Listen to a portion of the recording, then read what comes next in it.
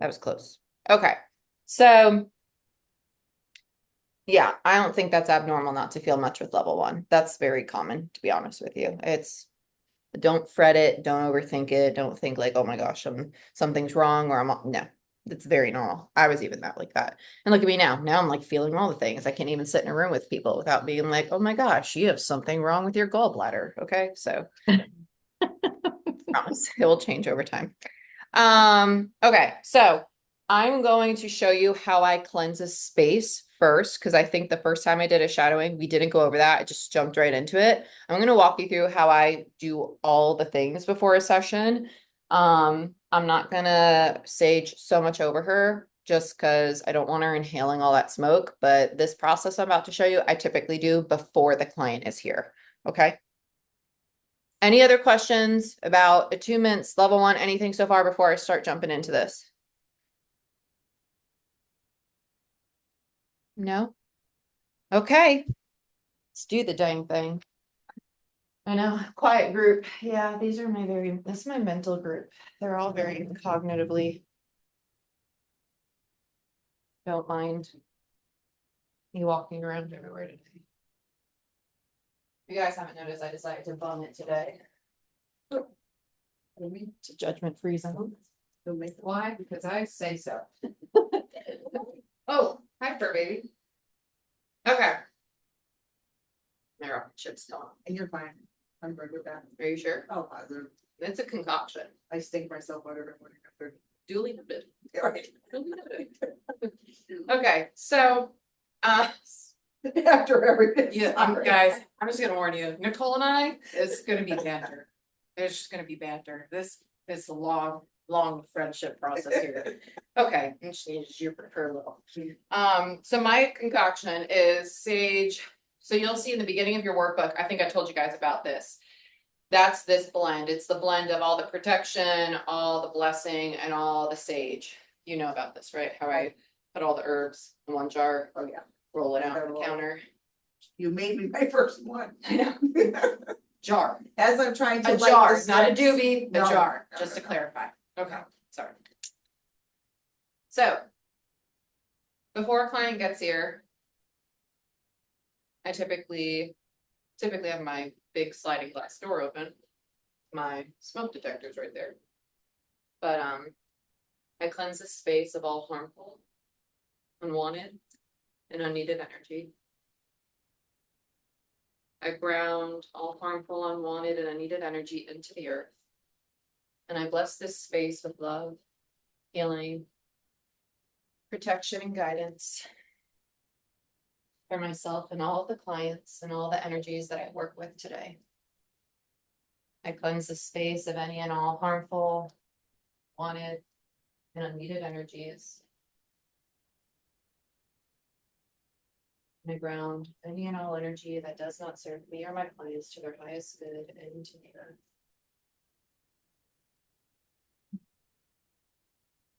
I'd be curious, tell me if you feel this differently today, knowing that I sage before you. I can feel from my toes to my fingers of everything. I was about to say, 'cause I was standing here, I was like, this is already feeling kind of funky. Oh, yeah. Yeah, it started here, then it went there, and then came back up. Yeah. And you'll see that I like using the jar because it's not to be religious, but it's kind of similar to when you have like that jar and a chain. It helps it kind of like, so you're not shaking it up, but swaying it does help that airflow get to it. So it's not as, I don't know, smoky in a bad way. But I go underneath the table, on top of the table. I feel like I'm doing a balancing half moon here for a second. Sorry. Oh, you're fine. And What then do you do for distance? huh? What do you do when you do distance? I do the same thing, just up in my office. I'll cleanse over my desk, I'll cleanse over my table, I'll cleanse my chair. So for instance, let me rotate you. I'm gonna move you guys closer here in a second, but this is just so you can zoom out. You'll see, sorry, it is a lot of stuff. I have a mirror. Do not have a mirror in your space, so don't be a Jordan. Mirrors amplify, okay? This is here because obviously my kitchen table used to be here. Now it's a healing space. So I sage this the most because mirrors are amplifiers, but with the mirror, it also reflects the energy. So if I'm removing harmful unwanted energy, it's reflecting in the mirror and it's ping ponging all over. So I always cleanse it. You could draw a star, you could draw a cross, you could draw a smiley face, you could draw, well, anything your heart desires. Okay, just have the intention of this is now protected, no harmful unwanted energy may enter this space. Anything reflected into this mirror is grounded into the earth for its highest good. Okay, things like that. But in my office, it's just a desk. So I'll sit at my desk. There's a lot of electronics in front of me, obviously, because I'd be doing Zoom. I have a condenser microphone. I think we've talked about this on our calls. I have the laptop, an iPad, my phone, condenser mic, camera, a ring light, lots of electronics. Fluorite is great to have in a space like that. It grounds any electromagnetic energy. And so it helps you focus more on the spiritual energy versus the electric energy. Ooh, you're already zinging. Yeah, sorry. Oh, no, you're good. It just started. Probably whatever this sage is. And all the details that you're burning. It is. Okay. I don't know what's happening over here because your ear's going and my nose is starting to run. Get out of my body, please, and thank you. Literally, as soon as I got to this side, she's grabbing her ear and I'm like, I feel all of my post-nasal starting to activate. Okay, we're just two peas in a pod today, aren't we? Okay. So let's say this is a distance session and I'm at my desk. I would visualize her in my mind, in my mind's eye, now that I've cleansed my space, we got our Zoom call up. I would literally visualize her like this, standing in front of me, and I have the intention, go ahead, take a deep breath in. I'd say this into my microphone. And I feel that she's exhaling. I just have the intention of starting to open up that circuit, right? We've talked about this. You're grounded, you're centered. Now we're starting to fluff. We're starting to open up that circuit of energy. So when I'm walking them down through their meditation, as soon as I say, I want you to go ahead and visualize a beautiful white light. Are you guys with me so far? Am I going too fast? Because you all had this session. So, you know, I say 2 breaths typically. I want you to visualize a bright white light. As soon as I say that, that is when I draw the distance symbol. Because that white light is the Reiki healing energy. And what you're doing when you have the music playing, when you have them laying down, when you fluffed the space, you're now having the intention with this distance symbol. Your ears, nose, and throat, everything. It wasn't. It was fine till I got here. Well, welcome to the space. So I keep forgetting you guys are like right here, so even if I socks off, you can hear everything I'm saying. So once I start the distance symbol and I'm walking through the meditation, what happens is subconsciously, due to the incense or the sage you just burned, you're activating different senses. You're shifting their consciousness into a different state already. Because the thing with distance healing, if she was over Zoom, she wouldn't be in this space. And this space is where I already do healings. It has a certain frequency. So those of you who have distance sessions with me, you probably have a designated space that you always go to for your sessions because it holds a sense of comfort. Now, think about if somebody's in an abusive or a narcissistic relationship. They might not have a space like that in their home. So when you share music or you ask them if there's any incense or anything that brings you comfort to activate other senses like smell, this could also benefit them relaxing. Okay, so just things to keep in mind. So I draw the distance symbol, and as I start to walk her through visualizing this white light going into her head, in my mind's eye, I'm literally visualizing her like this, and I'm washing that white light into her head. I want you to visualize that white light going down your jaw. And in my mind's eye, I'm literally visualizing my hands going down her jaw, right? And so sit up for me. You're gonna be a little more active today. And so then when I say I want you to visualize this white light going down your neck and through your spine, I visualize it going down the sides of the neck and down the back of the skull into the top of the vertebrae of the spine. That is where your vagus nerve starts to connect with the brain. There's certain areas of the body that the more you visualize that white light going in, you're starting to activate the nervous system into this very calm state. So like intuitively, just sitting here, I go like this because it's activating her vagus nerve already. So this is where they'll typically feel different sensations in their chest or in their abdomen right away. And it's because you're activating this line of energy. You could do it over distance just by having the intention of sending white light to that space. And you and your own self healings, you could do it too. Like when you're working on your throat, say, okay, I don't want to work on my throat chakra. I want to send healing into my own neck. You could do a distance healing and visualize the own back of your body. Okay. That's how I do my own healings on myself. I do it all distance. I just visualize like standing behind myself doing it. So I would tell them, visualize the white light going down over the shoulders. I always visualize almost like I'm knocking any weight or any boulders or any heaviness they're holding on their shoulders. Because the purpose of this white light going in is you're clearing off all the dust bunnies. And then I say down the arms, right? So we go down the arms. And when it comes to limbs, you go inside and outside with distance, right? So give me your hand just for the visual. I would go like this in my mind's eye down their arms. Okay. I'll do the other side because I can tell you're like, what about my other arm? And so you just have this intention of going down both sides of their arms, but also flip your hand for me, open up. This is the pericardium line. So even when you do a distance healing on somebody, let's say that you're visualizing white light going into their chest, you could visualize washing down the chest, or after you do the arms, you could visualize white light going into the arms and then into the chest. With me? Does that make sense? Okay. Go ahead, lay back down, my dear. And then so on and so forth. Down through the abdomen, I always allow the white light to sink through all their organs, and to go through the rib cage and through the back of the spine. And that's when I start to visualize it going into their lumbar and then the psoas muscles. So that'd be the muscles that wrap around your lower back, your booty, into the hamstrings. So if you have sessions with me, you know that I always say, I don't mention really your glutes, I say your low back, visualize the white light flowing down into the hamstrings. Naturally, when we visualize that, we already go over the backside. So you don't have to worry, like, should I say glutes? Do I feel weird saying glutes? Should I see your rump, your backside? Whatever. Like, it's just like, so I just skip it right to the hamstrings. Does that make sense? Yeah. Okay. Do you visualize it going down your backside naturally?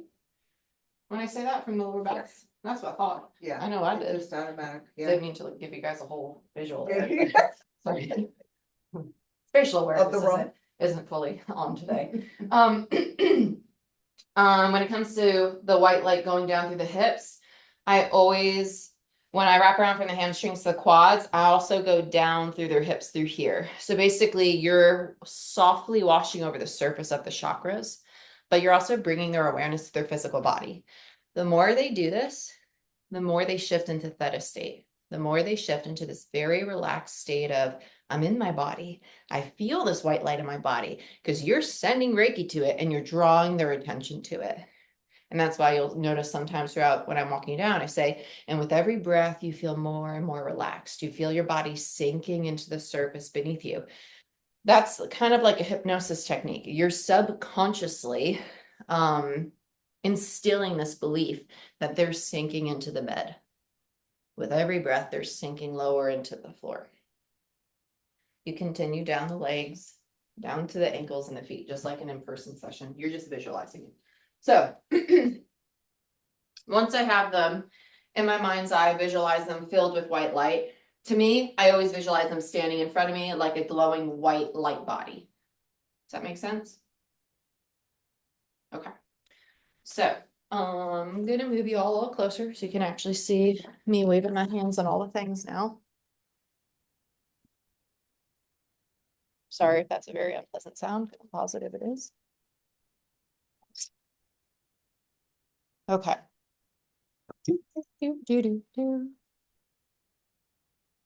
I personally always have a blanket. It's not really a temperature thing for me. Just like them, they have the same blanket in white.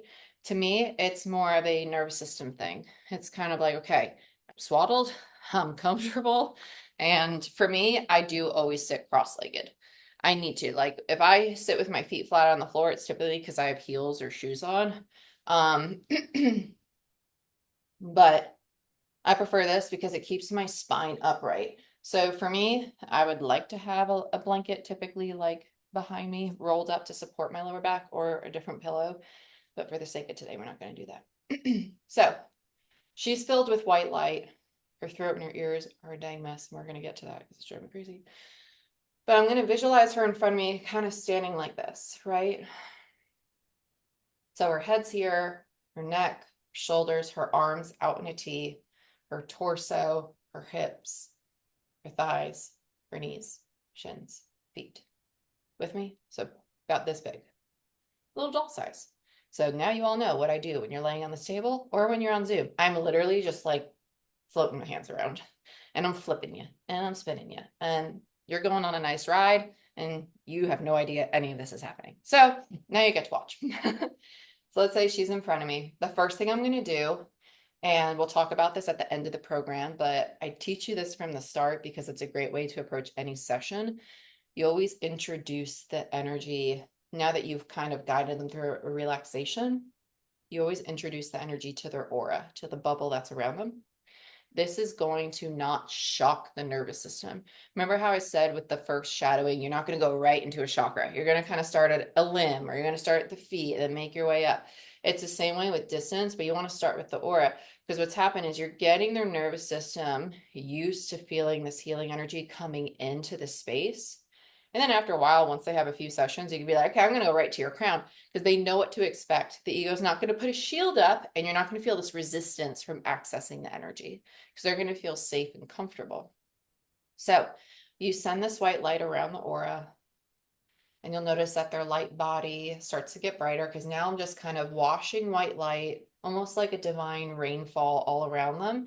And it's bringing any imbalances, any dust bunnies in their aura, not just on their physical self, to the bottom of their energetic bubble.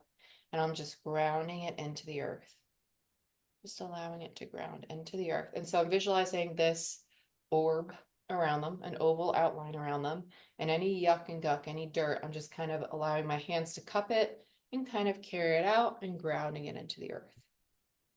Make sense? So this is usually when people first lay down, they're like, oh, I feel something by my feet, or my legs feel heavy, right? And it's typically because they're starting to sense that heavy energy down by the feet, or they start to feel heaviness in their ears and their head because they're starting to be dragged back down into the physical body and they've been out of their body, okay? So for instance, for her, she has a lot in her throat and her ears. So what I'm going to do is now cleared her energy, right? I'm going to lay her on her side, head, feet, rotate her. Head, neck. I don't care about the rest of the body. I don't even waste my time visualizing it. It's just kind of like, ooh, here's a little screenshot of her head down to here. And I'm going to just literally send white light through this entire area and allow spirit to guide me to where she most needs it. Because even though I feel the tightness in my ears and my throat, it could be something that originated in the chest. It could be something that originated in the top of the crown. You're going to just sense where you're guided to go. Okay? You have a question? Go for it. Okay.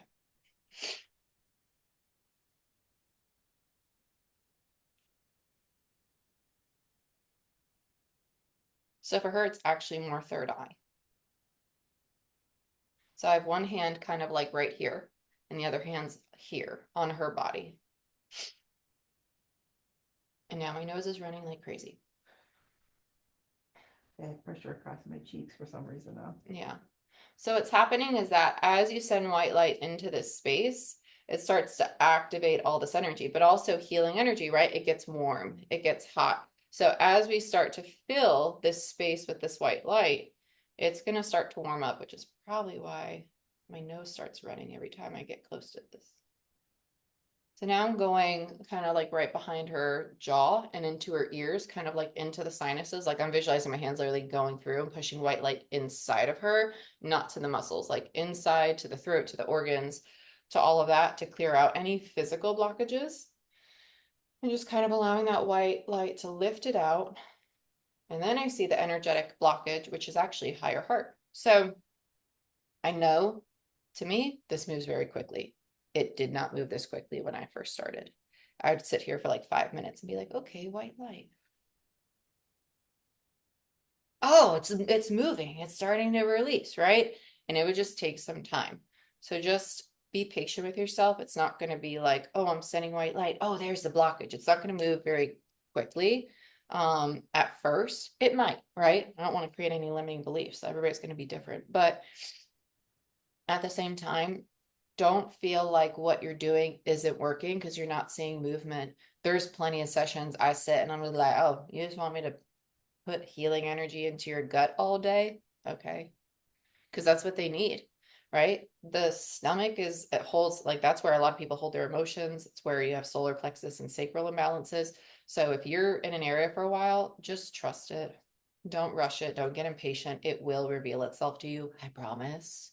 I wish I was more patient What's when it I started. Go for it. look like when it reveals it? Like, what do you like It looks your, different for everybody. Like for me, I get a visual, but also sometimes I don't have any visual of the visual could be them saying, hey, and showing me like a pink light, which is the higher heart here. It's below the throat, but above the heart. It's the higher heart. It's kind of like at the base of that little dip in your collarbone. So they showed me this pink light, and I was like, oh, okay, higher heart is where the blockage originated. So they show that to me, or I'll have a physical sensation in my own body, and that's them telling me, oh, it's not my body. That's what's going on in theirs. I actually just talked about this with my student prior to you guys because she had a great question. She was like, well, how do you know it's not your body and it's their body? Right? When you're doing a healing session, I'll just tell you my experience. For years, I thought I had thyroid issues because my throat would get tight every single time I did a healing. And I was like, what is it about this energy that's making my throat tight? Do I have a throat block? What is it? And it was that I kept thinking that my physical ailments were mine. I was like, why does my body hurt? And they were just blocking my throat because they're like, we're trying to communicate with you through physical sensation and you're not hearing our communication. And once the light bulb went off that, oh, these physical sensations are intuitive hits, my throat never hurt anymore. Never had thyroid or throat issues in my healing again because I started realizing, oh, that sharp pain I have is not my back, it's their back, right?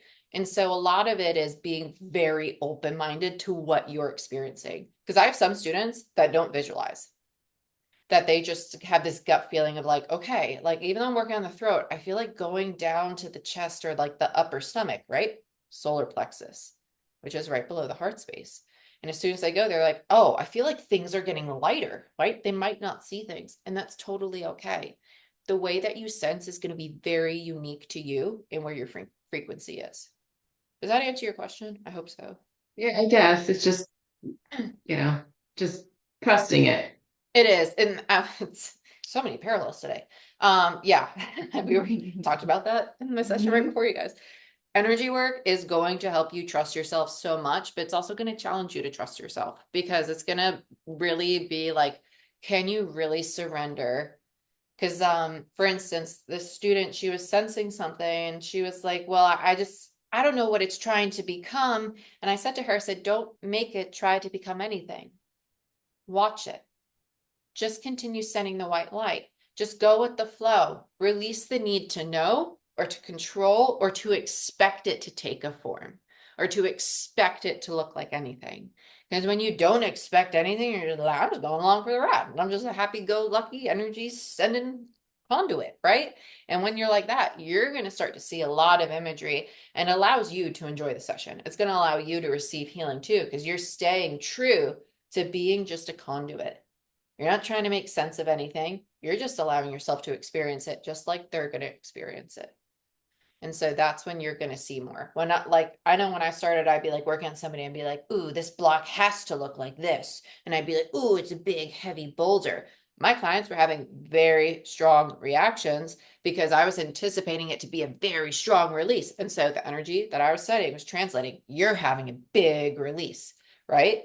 And that might not have been true. And I had to learn like, no, don't expect every release to be big, right? Allow them to have a gentle experience, not an abrupt, like, oh, this is a big, like it might look like a big color in my head, but it doesn't mean that it equates to being that big. Does that make sense? With me?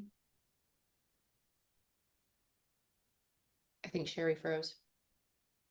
Okay. It froze. Okay, I was about to say either I really confused you or you froze. So I'm happy it froze. I was like, oh my gosh. Okay, so yeah, and that's what we're going to practice today for the second half. So, goodness gracious. So let's go back to, I'm going to focus on her higher heart. So what I'm visualizing right now, you see how I naturally put this hand here? I want you to think about it as if like you have a loved one and they're laying their head down and you're supporting the back of their neck. I personally love to do healing on the throat and the neck through the back. I don't like to put my hand over somebody's neck. I usually always go on the back and the front. Um, I have my own reasons for that, but mainly it's just it's a very sensitive chakra, but also it's more comforting than, hey, let me put my hands here. That's going to trigger a primal response in some people, a fight or flight, or actually make them feel claustrophobic, blocked, or like there's a heaviness. That's a like just doing that to myself made my heart space want to go like this. And so it's just a very sensitive center. The third eye and the throat are both very sensitive like that. So that's why typically I always visualize my hand at the back of the head, cradling it and kind of like flushing it out with white light and allowing it to come out the front. So in a lot of our sessions, you'll hear my hands like shaking, or you'll see me going like this sometimes. And it's me getting all that blockage from that white light out of the third eye or out of the throat, and I'm lifting it up and out. I don't like to shove it down to their feet all the time because then it's like eventually going to get blocked somewhere else. I rather just take it out, ground it in the earth. Okay. So, another thing, throat though, is like I've said, throat, wrists, ankles, abuse, assault, all that stuff, just no touchy. No touchy, no on top. You don't ever want somebody to feel restricted because even energetically, that can translate. So even if like you're visualizing your hands on either side of the throat like this, that will translate and they won't feel comfortable even feeling the energy come in like that. Like I know holding my hands here, I could feel my heart space get very uncomfortable. Like my heart space starts to like almost get tight. And so I know for me, like I'll tell my girlfriend who practices on me and she knows like one hand here and one hand here. Like you always work on both at the same time for me because they're very connected. Okay. Um, So yeah, let's go to her higher heart. So for instance, her higher heart, this little pink chakra between the throat and the heart space, for her, every time I go on the top, it feels very cold. When I feel cold, and I say when I feel cold, because it might not feel this way for you. I might feel like you can't sense it, or I might feel like it's missing. For me, I feel cold in between my shoulder blades gets really tight. So if she has any upper back pain, I literally, it's kind of like an energetic massage. I start to loosen that energy. I visualize my hands literally like if her back was in my hands, just spreading the muscles so her chest can open and just kind of massaging it with that energy. And then I start to tap on the higher heart on her chest while also pushing white light up through it. So this hand would be behind her back. I'd be tapping on it, pushing white light through because it's kind of like, hey, wake up. I want you to wake up. I want you to open up. And I do a lot of tapping like in my mind's eye when I do distance sessions because they're not physically here in front of me. So it's a great way to kind of activate that center. Okay. Questions so far? You guys are getting all the goodies today. There's a lot of things like I don't think we ever talked about tapping when you started with me. Well, now we are. I'm learning too. You're learning too. And that's another thing, like the way that you practice, the way that I've practiced, my God, has changed so much, so much. And it will continue to change and you'll find new things that really assist in your practice. So just allow yourself to be open to exploring things that are divinely guided, not ego guided, right? Things that you're guided to explore versus, oh, this other person does it, so I want to do it. That's a difference between ego or higher self. Okay. So let's go to her. So for her, like her throat is very tight. And it's funny, as soon as I tap on the throat, I feel it's like it's like the very high upper back. It's almost like where the base of the neck meets the back. That's also the top of the vagus nerve though. And so I would basically put 2 fingers on the vagus nerve and just send white light into it and allow her whole spine to start to light up white. And you'll notice that like as I'm talking, I'll jump from chakras to nervous system to physical body because they're all the same. That block is not going to be just to one chakra, but it's all very intuitively guided. What was that twitch? What were you feeling? My spine just lighten right up, especially where She went my, like this and went, whoop. it's right where my compression is Mhm. and my bulge. Mhm. When it hit that, it sort of passed right through it and that was a twitch. Her whole, what is that, your right side? Yeah, My her right whole side, right yeah. side was like, whoop. I was like, what was that? That's what I mean. So like the vagus nerve and the spine is your gateway to activating their energy body. It is. And the more and you notice how like I'm not like, ugh, I'm not like freaking digging in the thing, you know, like you want to be gentle with it. This is very like, at least my approach to energy healing is very somatic, is very psychology based, but it's also very much like let's bridge it all together. Like you can have a spiritual and energetic experience, but also really help somebody process out their trauma. And any trauma they may not be aware of that's stored on a very physical level. Okay. So when you're putting your hands on, let me just turn for you. So basically, apologies for my open back, but your vagus nerve is going to start to initiate, it actually starts right at C1, right where the skull connects to the top of your neck. Okay. This would be a great place to have a little example, but I don't have a little spinal skeleton on hand.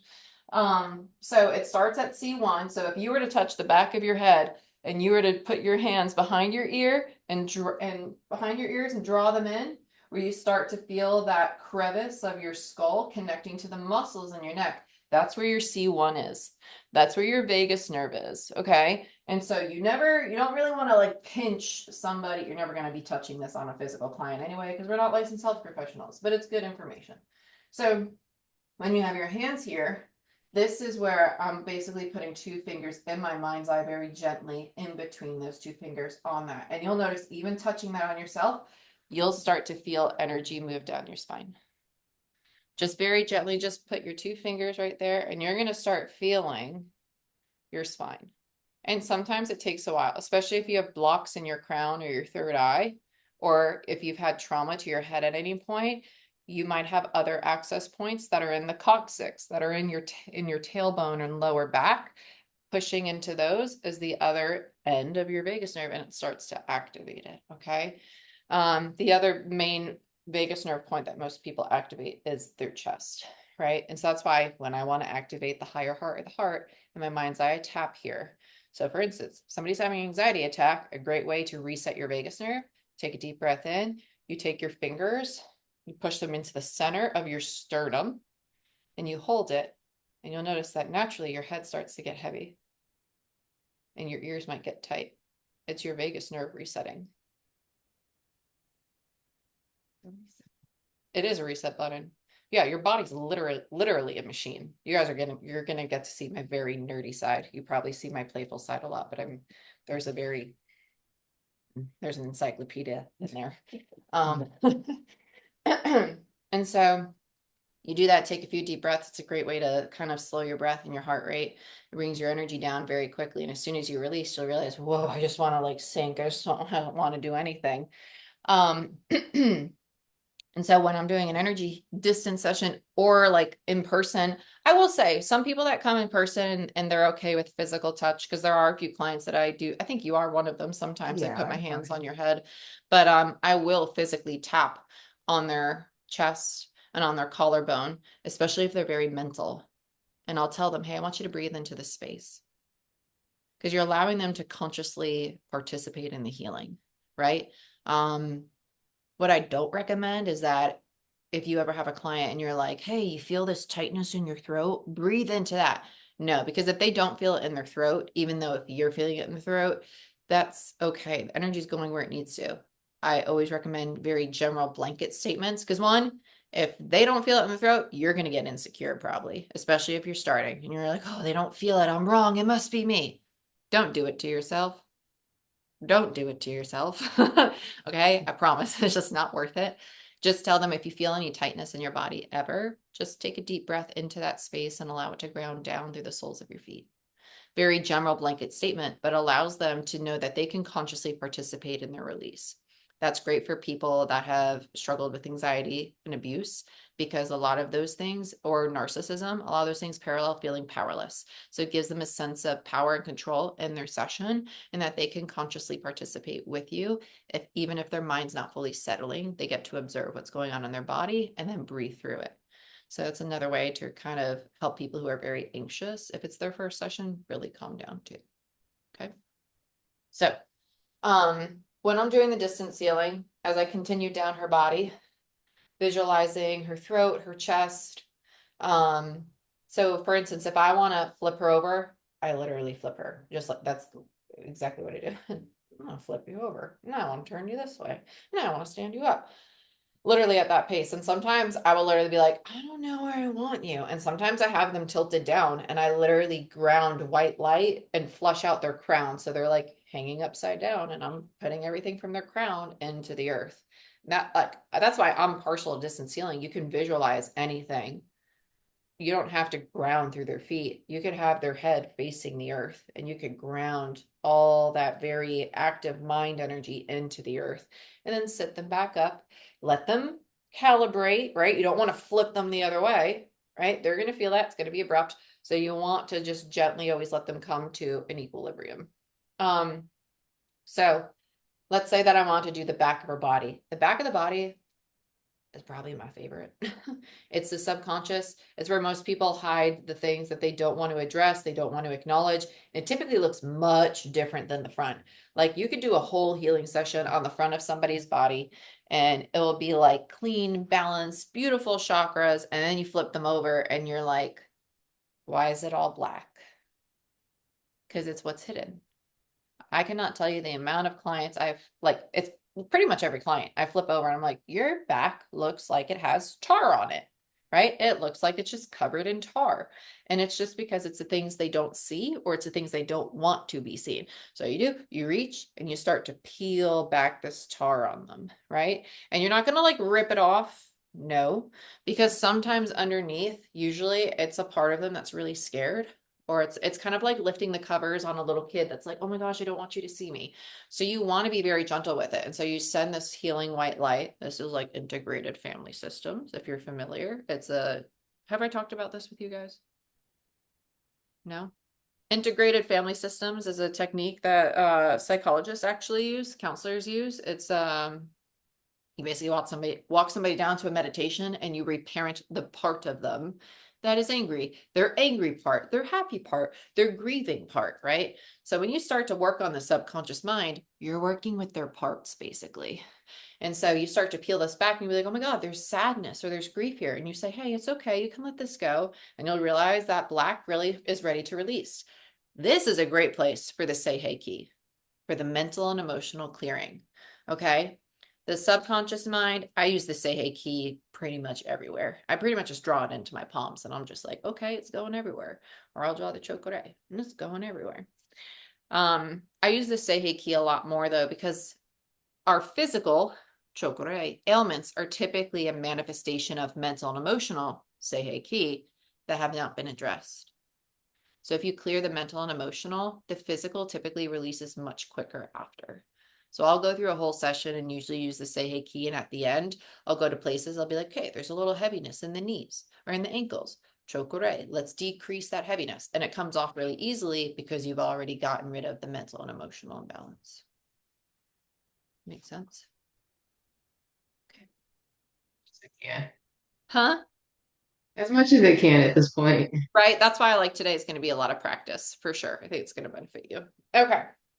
So for instance, Nicole, I just want you to talk about where you feel things, and I'm just gonna popcorn all over your body pretty much. Okay. And I'm gonna point to you, and you'll realize sometimes, even though I'm working on a certain space, they might feel it elsewhere.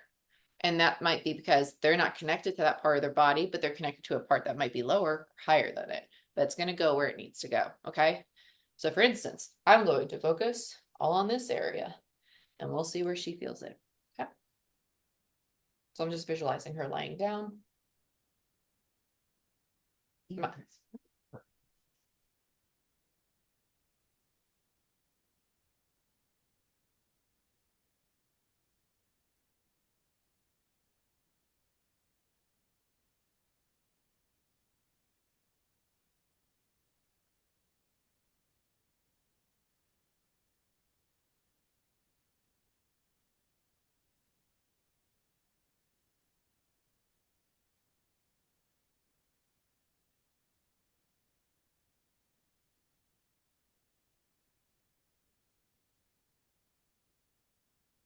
It's kind of funny because she has more of a nervous system response to this. And the reason, so I feel everything that they feel in their body. So do you just feel more relaxed now and your head getting heavy? Me? Yeah. Yes. Okay. So So but it feels almost like water trickling through my ears. It's just like something's like letting loose and just draining. because the reason I say it is right away, the top of my head gets heavy, but also the stomach. When you're putting energy into the stomach, you're pushing against the spine, the vagus nerve. And so it's shooting up to her head. So she's more connected to her upper chakras than she is her lower. And that was the purpose because all of her activity was higher heart, throat, third eye when we started. So the point is to show you that even if you're working on there, if they're primarily functioning from their upper chakras, they're not fully grounded in their body, they're going to feel it more in their upper because it's all connected. But I knew she was having not a physical response, but a nervous system response because the immense calmness, it got very sleepy very quick. And that's the vagus nerve starting to regulate. That's her nervous system being like, oh, I feel this very floaty energy. And so the head gets heavy because now it's shifting to higher states of consciousness. It's like, ooh, the subconscious is opening. That is states coming in. So even if you don't feel physically, you don't need to know this, like to do a successful healing. Just know that. Just because I feel a lot doesn't mean that it's like necessary to feel all these things. No, you could work on their stomach and just be like, hey, yeah, their solar plexus really needs some cleaning up, right? Really needs to come back to the body, right? Another thing is like when I work on her solar plexus, I feel a lot in the bladder, which tells me that there's work to be done muscular with the hips, the bladder, and also the sacral. But that's how my body communicates with me. You might be like, okay, sacral's clear and balanced. It feels nice. Let's go on to the next one, so on and so forth. Okay, so don't think that you're less than or better than because you sense, everybody's gonna sense differently. I promise, I promise, I promise. But cool. Okay, so now I'm gonna focus on, didn't we just have a session the other day? Yeah. I was about to say, my goodness, you feel a little messy, my dear. Head feels very heavy. I've been going through a lot of shifting, a lot of Yeah. I'm gonna work on these. Ooh. She's like my heart right away, right? oh yeah. That's what I mean. Which is the bridge between the two though. Okay, so what I do, so like let's say this is that thing, this is the soul of it, right? I'm tapping, activating that meridian up the body. And so if they feel it through the middle of their body, that's very common because you're tapping and activating both of them. Feel it in my arm.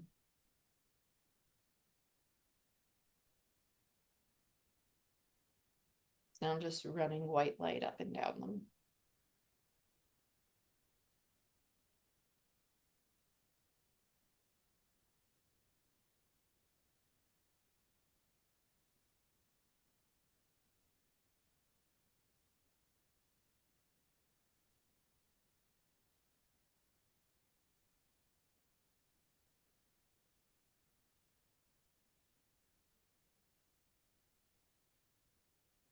She has a really strong reaction in her brain, like her actual brain and nervous system to energy work.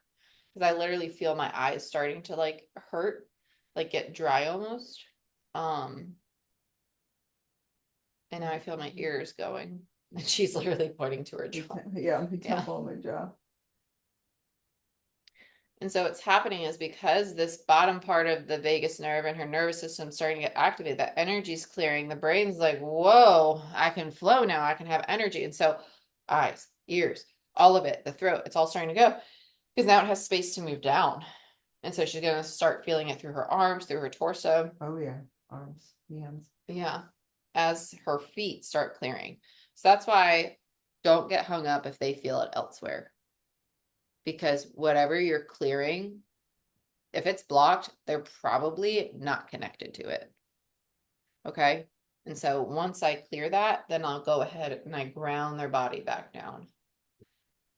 So I'm just going to clear a little bit more down there. Yeah. Do you ask the client questions while you're doing this? No, Okay, very quiet in my sessions. right. Because I'll be honest, I'm a firm believer less is more. I don't want Right. to let me go in there and let me do my thing because you're going to have the experience you're meant to have, and I'm going to have the experience I'm meant to have as a practitioner. So, for instance, I don't know if you guys heard her as I was grounding her, she's saying, I'm starting to feel it in my feet, Feet, my feet, right? yeah. And where have we been working this whole time? Her feet. Okay. And so that blockage is now clear. Nell, your camera fell. And as I ground her down, now she's starting to feel connected to that part of her body again. Okay. That makes sense. Cool. So for instance, level 1 attunement, if you're not feeling much in your body, it's probably just certain blockages that are still clearing. And as you come back to your body, you're going to feel more and more, which is why the level 2 is really beneficial because it clears the mental and emotional, which is usually where our blockages. So now she's grounded and Ooh, my head, you guys can't see, but she's like sitting there like this. my head. Because the head will get like, you don't want to force them into their body, but because she's so naturally out of the body, being grounded could actually kind of give her a little bit of too much pressure or a headache. So this would be an example where I'd say any pressure you feel, breathe it down your spine, down through your legs, down through your knees, your ankles and your feet. Allow it to all exit through the soles of your feet into the earth. So for clients like this, I'd wake them up a little earlier and I'd walk them through this kind of breath work. I wouldn't tell them why. I would just let them think that this is what goes on every session. Because sometimes the more you tell them, the more they're going to overthink, the more it does them a disservice. And that's why, like, some of you guys know this, like sometimes after a session, I'll be really short and brief because sometimes the more you know is not going to benefit you. It's just going to give you more to think about. It's going to disassociate you. You're going to overthink. And it's not relevant. Like allow yourself to heal, allow yourself to leave. So like when I have clients ask for, hey, can you type up what you saw in that session or what it was all about? I'm like, listen, I know you really want to know and you think it's so cool, but like, let's let your body and your mind have this experience, right? And let's talk about it maybe a month from now and we'll see where you're at, right? That's more beneficial than sitting there and talking about all the things because the conscious mind is going to want to make sense of it. And what wants to make sense of things? The ego, right? And it stops them from being fully grounded. Because they're gonna be like, well, she said this and they said that, but it felt like this. Is that right? Is it witchcraft? Is it energy work? What is it? Right? All this stuff. And so less is more. I promise you. I promise. I promise. And also, like, I have clients that I really try my best not to say much at all. Because I have some clients who are like, well, you said verbatim, and then they'll quote it. And I'll be like, that's not at all how I talk, but okay. You know, and it's just like, save yourself from having those experiences with people where they're trying. Because, like, I could say to you, my favorite color is blue. And you might hear, well, she kind of likes blue, or I don't really like blue, right? And you'll come back and say a completely different thing based on how you received it, right? Just so save yourself the headache. Speaking of headaches, how's your head feel? A little bit better. Okay. Yeah. Yeah. It's probably gonna be a little heavy because Yeah. you're not grounded very well. I know, and I can't. It's figure just out- life. It's ebb and flow. Sometimes you're not meant to be grounded all the time, and that's okay. That's okay. Because sometimes energetically you're going through a shift. You I need to haven't been have create grounded some for space. weeks. Yep. Well, it's super moon eclipse season. Oh, yeah. So time wise, it is 12:02. So I know that this is more of like a visual session. It's more like giving you like tips, but it's very simple. Now that you've seen how I do an in-person healing, just showing you, because I had some students that were like, well, how do you do a distance? And a lot of them thought I just sat like this the whole time. And I was just like, putting white light in your body. Oh, no, I'll flip you around, visualize you. I will literally allow my hands to go into their body. And like, I'll put my hands like on their organs. And I'll be like, I'm going to send healing through this. Oh, you're constipated? Let's put white light all through your intestines, right? Like, I'm serious, like no shame. Like they're here to heal. They're here to experience a healthy improvement in their body and their life and all that. So like, and don't enjoy digging around in them, but like enjoy being guided to what you need to do for their body to function at its optimal well-being. Trying to think what else. Do you have any questions so far on distance healing?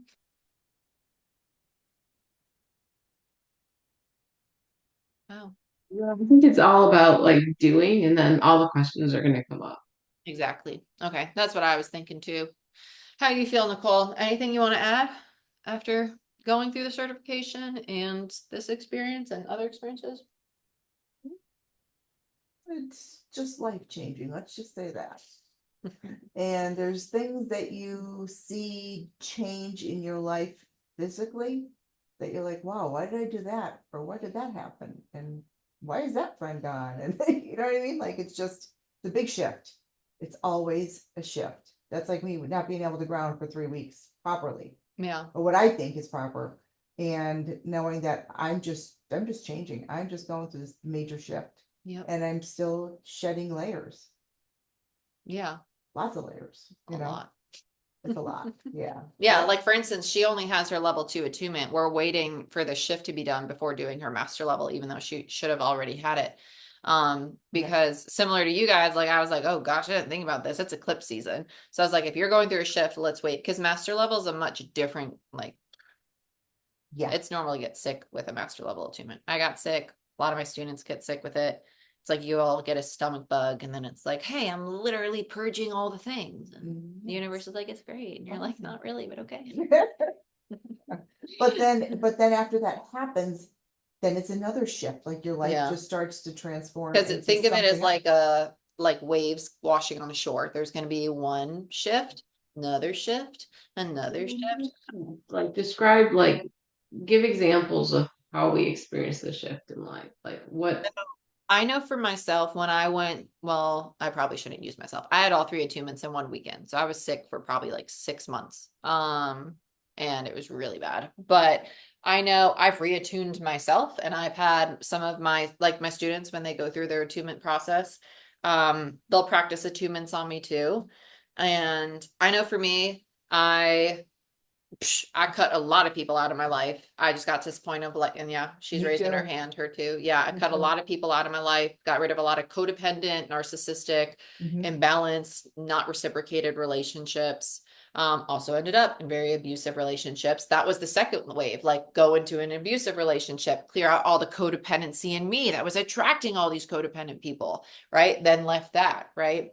And so after I left that, then it was like, okay, now my friend group's getting smaller, or these other friends are coming back in, or people that I knew that I was never really friends with are now my best friends. And it's because your frequency's changing, your lens of yourself is changing. I know that my confidence and my trust in myself went through the roof. Yeah. Yeah, that for sure. And like And- the voice, having the ability to speak up. Yeah, you have no problem with that, Yeah, especially thank after you. level 2. No, any of us. No, not you. Well, thank you. 'Cause I don't either. But even like someone that hot, like myself, I promise they can hear you. you just want, I know I'm loud to begin with. You want to keep learning. It's like this big, like you just can't get enough. Or someone that doesn't normally read, then all of a sudden you just want to buy books. Oh and yeah, you wanna go down the read. rabbit holes And for then sure. it's like you usually don't draw, and all of a sudden you're sketching and you're drawing and you're going. Yeah. It's That's true too. I got a pottery wheel. Yeah, you started drawing. I got a pottery wheel. Yeah. I have some students that took up, I have one student, she's like in her late 50s, early 60s, and she's like, I took up mountain biking. And I was like, go girl, go. Like she mountain bikes and she's in great shape. She's awesome. Leanne. Oh God, yeah, Yeah, you met Leanne. You just Tiny little thing, but she's she's like, tiny. she, She's a ball of fire though. yeah. But I find that you care and love yourself so much more. Mm-hmm. You Yeah. really do. You go through like the dark night of the soul in the beginning, kind of like the Oh, you do? purging and not wanting to be around people. And Oh, I was a recluse for like 6 weeks. you're a recluse for a few months. Well, I still sort of am. Yeah, I but- think that's normal though, Yeah. coming from the woman who's basically an Mhm. agoraphobia. Yeah. Stays in my house all the time doing healing. Just kidding. Kind of. Yeah, but it's really just an amazing experience. And all of us as a collective, I know going forward, we all go through different shifts and we go down different paths, and as Jordan said, rabbit holes. But what a thing to experience. Yeah, for sure. It's life changing. And it's like not only life changing for you, it's life changing for your family. Oh yeah, big Your trick. whole I think that's family. one of the biggest things is the trickle effect I saw in my relationships around me. Like I went through I went through a very hard time with my mom, and my mom has always been my best friend. And now we're like back to two pieces. Aw. You would never know that we Mhm. had a rift. Yeah, I didn't, No. but that was also because of that relationship that I was guided to be in after my attunement. I didn't see my family for 3 years, and they were 5 minutes down the road. I wasn't allowed to leave my house. I was basically held captive in it. And that caused a big rift. And my mom, she was like, I want to get attuned. And like she wanted to explore the energy work and everything. And then our relationship started healing when she started getting into it. And Mhm. it's very interesting. Especially like people like myself, like my background's in biology and psychology. I'm very science-based. My whole freaking family are therapists. Everybody, my brother, sister-in-law, my mother, everybody psychology. And they're all extremely open to it because of how well they work together. But at first it was not like that. And so there was a very big trickle effect after my second attunement and my master attunement for sure. Because when I first started playing with tarot and I was having a full-time business off that, they were like, how's your little business doing? Like it was not very supportive. And then they all realized like how much I was healing. And then they got on board with it all. Well, your lens changes too. You see how you used to speak to people, how you used to view certain situations, and then it completely turns, and you're like, Oh yeah. wow, that's how it's supposed to be. Oh yeah. Wow, I was demonic. Wow, I wasn't asked. Yeah. Excuse me. I mean, Yeah. but really, Yeah. I was like, oof, I was not Yeah. easy. Yeah. yeah, you soften. A lot. I think that's the biggest thing. I know for me, like, I know you guys get more of my masculine side because it's work and I'm running a Well, business, yeah. all that. But like, even my family, like, they've even said, like, you're so much softer, you're so much more feminine. And I was like, why, thank you. My brother used to tell me all the time, you should fix your face. And I don't hear that anymore. So that was a great sign. Now they're like, why are you so happy? I'm like, why are you not happy? So those are kind of the changes. I think it's incredible. Like I never would have thought that, like if 10 years ago, would I have thought I'm this person? Oh my God, no way. No way. Mm-mm. 10 months ago, I would not have thought I was this person. I know. I think that's the coolest thing. Like people who go through the 8-month program, it's insane to watch how much they change in a short amount of time. Mhm. Yeah. And I think of the attunements and then practicing and feeling it all the time. Also having, still keeping up with your own healing though. Yeah. Outside of it. Taking care of yourself outside of that, Yeah. You diet. want tissue? No, my nose is just really itchy for some reason. I It's feel like all there's the a energy feather. in your head. My face would always get itchy when I started practicing. It's like a I'd get feather. very itchy skin. Yeah. I wanted to add one thing. I noticed that as I opened to spirit over the years, synchronicities will start happening. You know, a phone call from an old friend will start happening. A book will fall off the shelf, kind of right in your lap. Weird kind of things that you really can't put your foot on, but the universe is supporting you in your healing and saying yes in weird physical ways.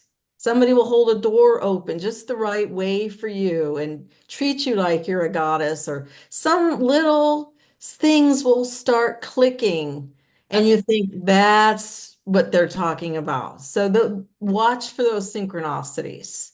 And then they never stop though either too. Huh? They never stop either, It which is never stops. Yeah. Nope. And now we take the time to notice it as well. Before it was just like you didn't Yeah. notice it. It It wasn't was Right. You wouldn't even notice it before. coincidences. Yeah, for sure. What was that? Oh, it's puppy dog. Oh, okay. Questions? Anybody? Lively group today. Okay, well, so I guess we're done with you. I'm gonna kick you out.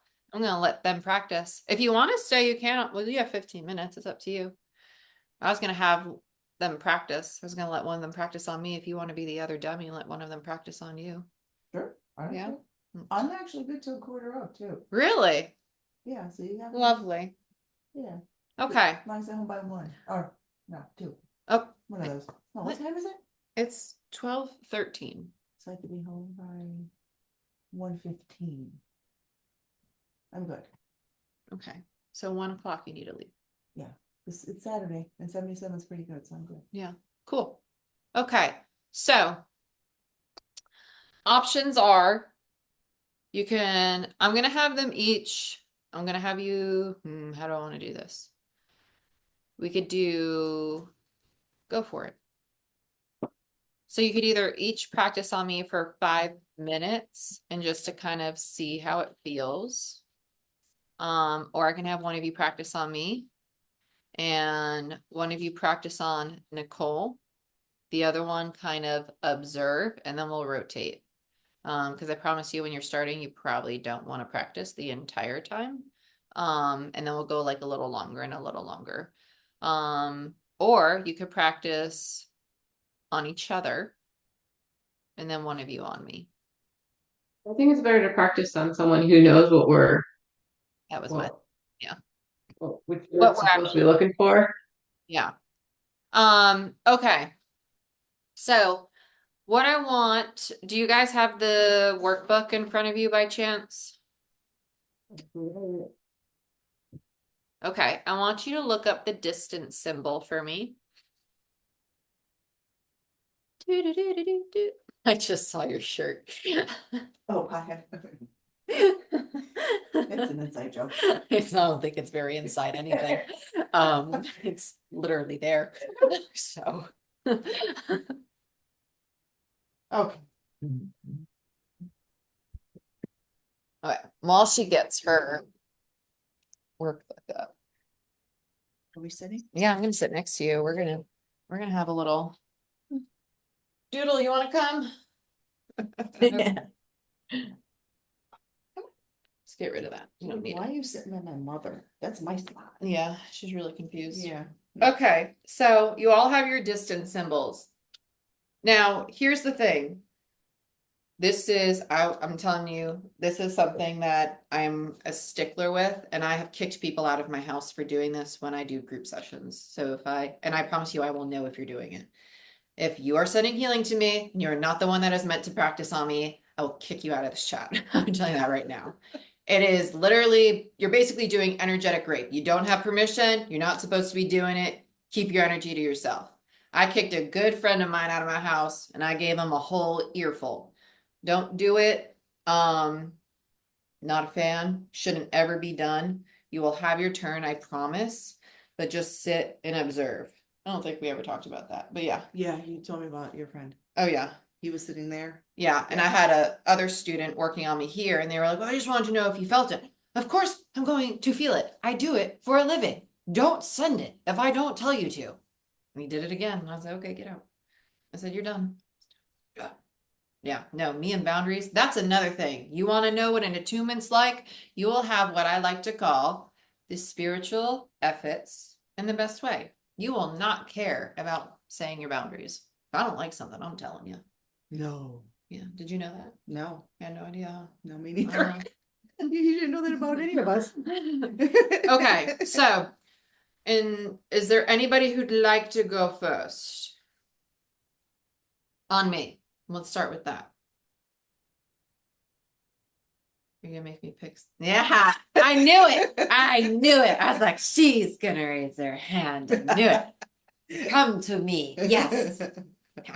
Okay, so we'll have the other two observe for now. We move.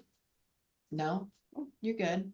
I like your presence. Thank you. You're welcome. At least somebody does. Oh, Oh, what? Gotta get up here. so I want you to go ahead and put your hands in prayer. All of us or just her? Just her for now. I want you guys to observe. Hello.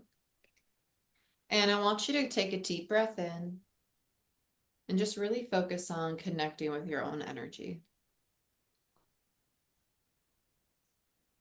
I want you to feel your feet connecting with the floor, or maybe feeling yourself start to magnetize toward the earth.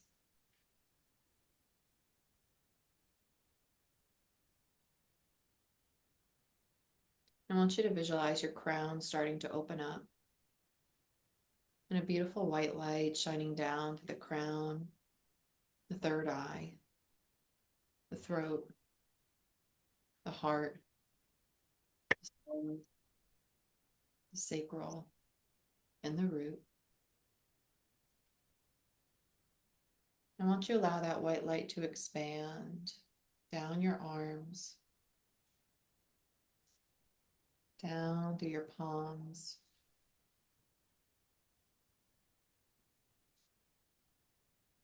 I want you to slowly part your palms from one another and start to feel an orb of white light, and have the intention that you're allowing this Reiki healing energy to flow through your hands into that space. Once you feel deeply connected to that energy, I want you to go ahead and draw the distance symbol, and just take your time, no rush, just whenever you're ready.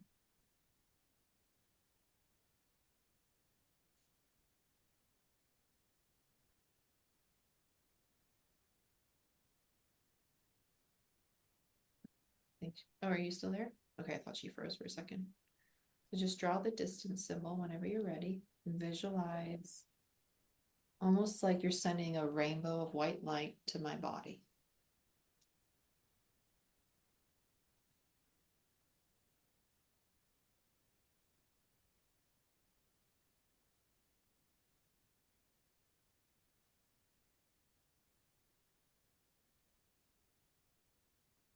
I want you to visualize sending that white light down through the top of my head, okay?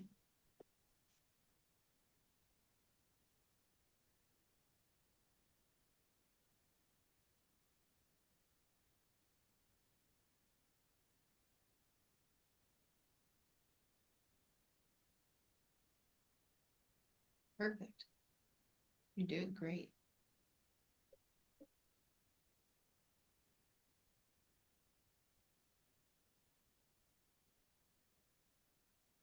Yeah, I feel you going down through my ears now.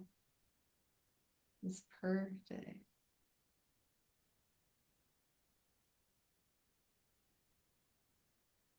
Okay. Keep going, but I want you to draw the Seihei Ki, and I want you to feel how that shifts.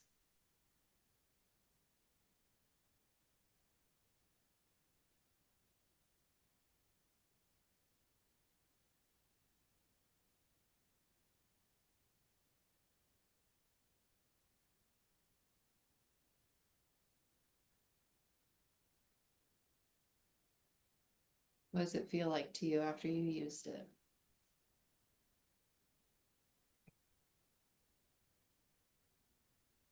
I feel lighter, Mhm. but I can also feel like my ego is like, I want to be very delicate around her heart and Yeah. bringing this light down around her heart. That's what my thoughts are saying to me right now. Did you feel a difference when you used the Seihei Ki versus before? Mm, it was subtle. I did. Like I felt myself sit a little taller Mm. the moment I did the Seihei Ki. After you're attuned, Um, but it will feel very like subtle at first. yeah, Perfect. it's cool that you're feeling it. That's the goal. That's the point of it. Yeah. Okay. Yeah. I think Should I Sherry. keep going or should I just pause Yeah, no, for you keep now? going. That's fine. Okay. I can do multiple things at once. Sherry, did you have a Okay. pop up on the screen, but I couldn't see it from here. I put a question in the chat because I didn't want to disturb anything. Just about like how to memorize the distance symbol. Like I don't have it I haven't I don't have it in I'll drop memory yet. And at the end of class today. We'll go over it again because I broke it down last class really quickly, but we'll go through it again today in more depth. I can feel you in my back now. This is amazing. Okay.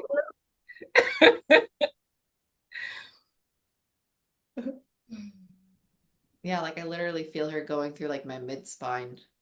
Down here now, Yeah. so you could, like, It's like right over my lungs.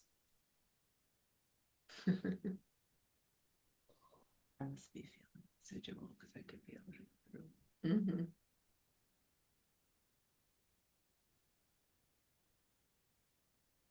Beautiful. So I want you to go ahead and take a deep breath in. Have the intention of closing that channel and allowing that white light to ground from the top of your head down through the soles of your feet.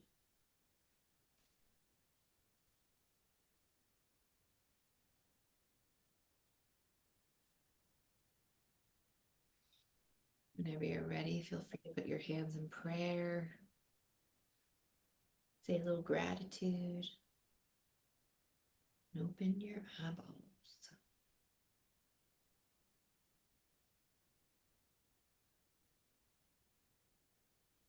Very good. What'd you think? It was not as hard as I was thinking it was going to be. Tell me you did not say the same thing. I did exactly. Everybody thinks it's so hard. I'm like, just having it, sending some white light, and it's gonna. I promise. Yeah, Yourself. Yeah, I promise. Yeah. for sure. I think the intention is the biggest thing. And what feels different, Jordan, from like the self Reiki is feeling like appreciating that what I'm feeling is connected to what you're feeling. Because over the last 21 days, and like even today, I had such a beautiful meditation where a lot of what you were talking about in terms of like, putting light in a certain area and then feeling my body do different things in another chakra, and then feeling guided to move to that chakra to say, okay, great, let's connect to that area, and not to be so methodical and analytical like I usually am. Like I usually start off that way to just give my whole body light and energy, but it felt really different today being like, oh, like I can move from the crown to the root because I'm feeling something in the root. And then I can jump to the heart because I'm feeling something in the heart or my arm. So that is starting to feel much more natural. And it was, yeah, very interesting for me to feel connected to you, but then for you to also be like, I'm feeling it too. And for where I was visualizing to be what you were experiencing. So, but yeah, not as hard as the mind is Not trying to like orchestrate it. Whew, good. it I'm feels good. excited for you. That's great. Thank you. Sherry, you want to go next? Yeah. You can look at the distance symbol in front of you. You can. Like when I first started, I had it on my computer screen or I had it printed out. Am I just delicious? You're licking me everywhere today. I just love you. I love you too. So I used to literally trace it on the paper with my hand. You could do that if you'd like. Okay. You don't have to. I can't see these questions. Add the distance symbol. Hold. You did? Okay, perfect. Yeah, I was about to say. I can only see like the first 5 words you guys are typing. So it's okay to shout it out. As long as I'm not walking them down through something. But yeah, feel free to. Wrong. Huh? What if you don't do it quite right? What do you mean? The distance symbol, it's like you're doing it. What if you like miss the little line here? Well, just look at it while you're doing it. Just look at it. You don't have to close your eyes. When I tell you to go ahead and do it, just trace it for now. And as you're tracing it, just say, okay, I'm drawing the distance symbol with the intention of doing distance healing. And you can keep your eyeballs open, and I promise you won't miss anything as long as they're open. You're good. And in time, you'll learn it. Like, I know for me, it took me over a year to memorize it, but I also like kept the picture with me for much longer than I should have. When I just like forced myself to draw it 100 times, that's when I memorized it. That's what I did. Yeah. But like I gave you the same breakdown I gave them. That's the only way I learned. Yeah, you and me I both. mean, I was drawing it in my head everywhere I went. Yeah.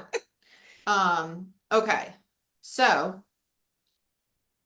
don't be nervous. It's playtime. This is playtime. This is your time to explore, to have fun, to be like, oh my God, I get to be a little spiritual person right now. You get to play with all the white light, right? I was gonna say be a Dragon Yeah. Ball. I don't want you to do that, so let's not. So go ahead, put your hands in prayer for me. Why don't you take a deep breath in? On your exhale, allow your shoulders to melt away from your ears. Feel your body relax. Feel all heaviness and tension sink down through the soles of your feet into the floor. Allow your mind to clear, to trust in what you sense and what you experience today. And I want you to begin to visualize a beautiful white light shining down through the top of your head, washing away all thoughts, all distractions. And you feel the white light expand through your third eye, allowing you to lean into your intuition, to trust your deep inner knowing. And the white light continues down through your throat and your heart, opening the heart space and allowing you to connect deeply with your physical body. The white light moving down through the solar, the sacral, and the root at the base of your spine. And you feel this white light shining from the top of your head down through the base of your spine, down and down into the earth. And this white light begins to expand down your arms, your wrists, and your hands, down through your legs, your ankles, your feet, and your toes. Every part of you now filled with this divine healing Reiki energy. And you begin to notice how the center of your palms are warming up. And as you take a deep breath in, slowly begin to part your palms from one another, feeling that warmth of that white light forming between your hands so easily, so naturally. And just know that you are already channeling divine Reiki healing energy. And once you feel this white light, I want you to go ahead whenever you're ready and draw the distance symbol with the intention of sharing this white light into the top of my head.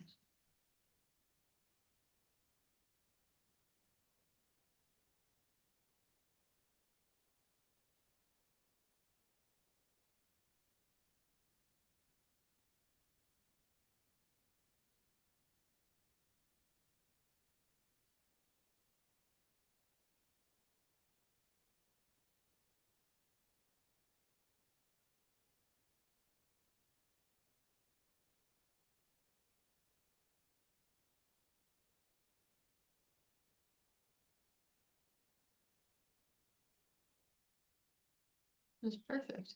I feel you in the top of my head.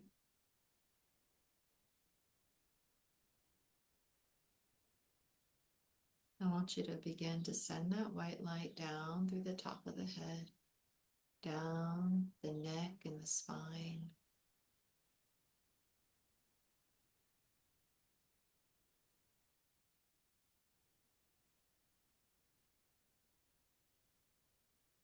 Just allowing that white light to flush down into your body and out through your palms.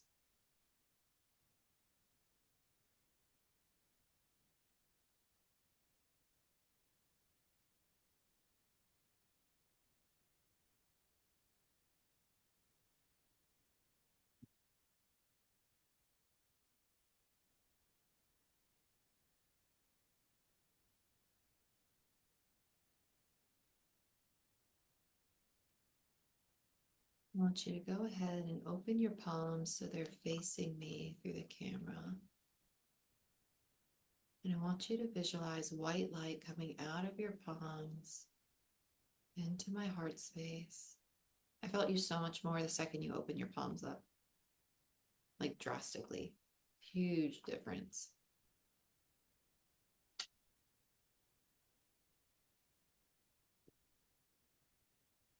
I want you to intuitively allow yourself to be guided wherever you feel you want to send that white light.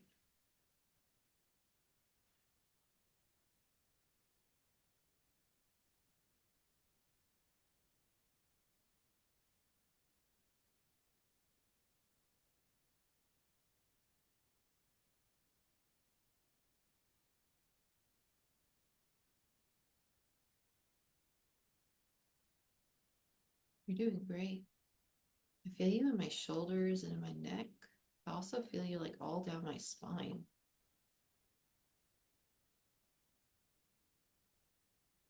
It makes a lot of sense though.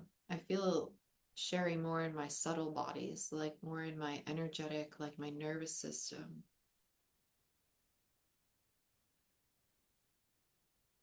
Versus the first time where I felt it a lot in my physical.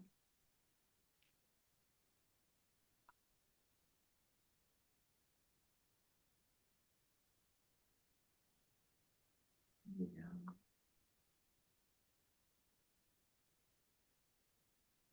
What are you sensing?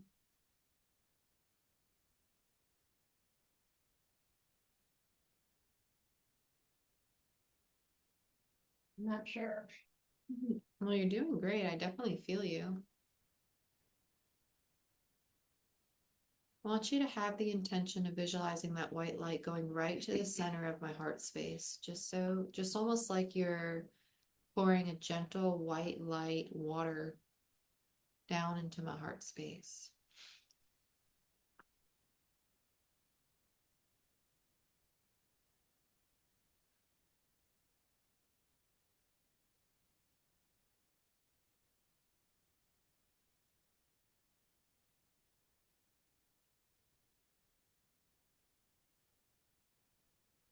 I want you to start moving your hands in a circular motion. I definitely feel you, but I'm going to help you kind of connect with it more. Start to move your hands. There you go.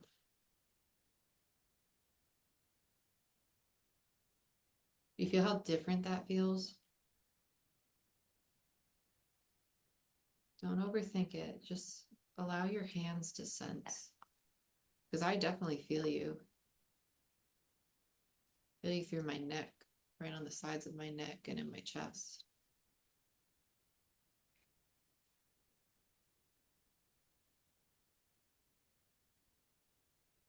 And just have the intention that this white light is clearing away all harmful, all unwanted energy.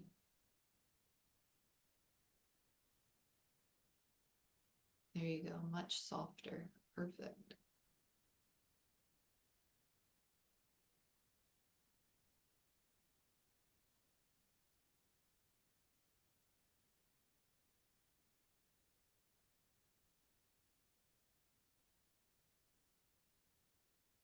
How are you feeling now?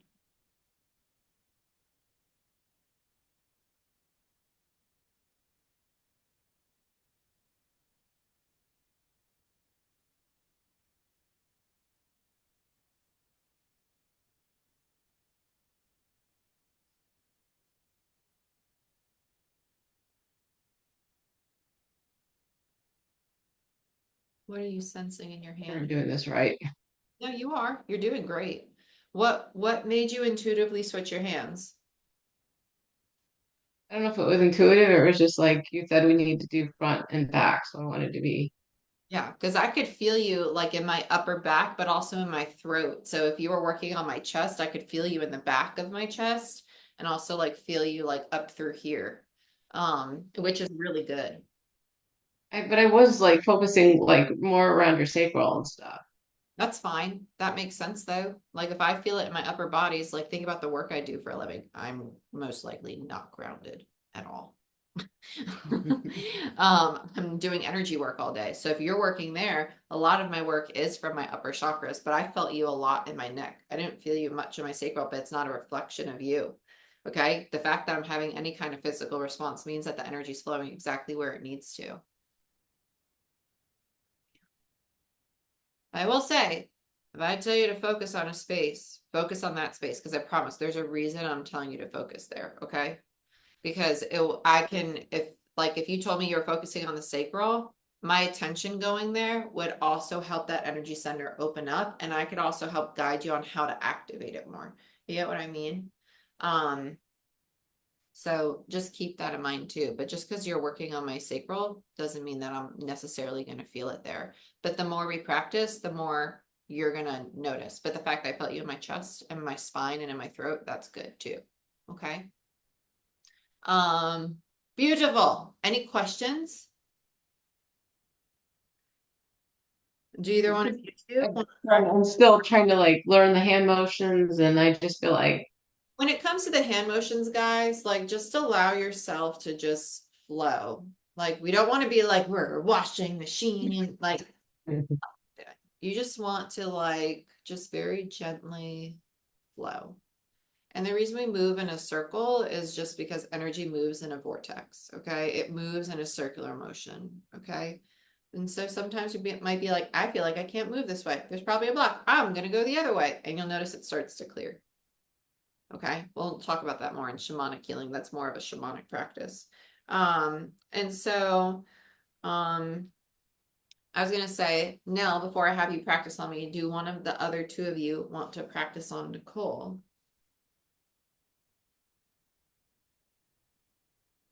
Okay. Okay. So,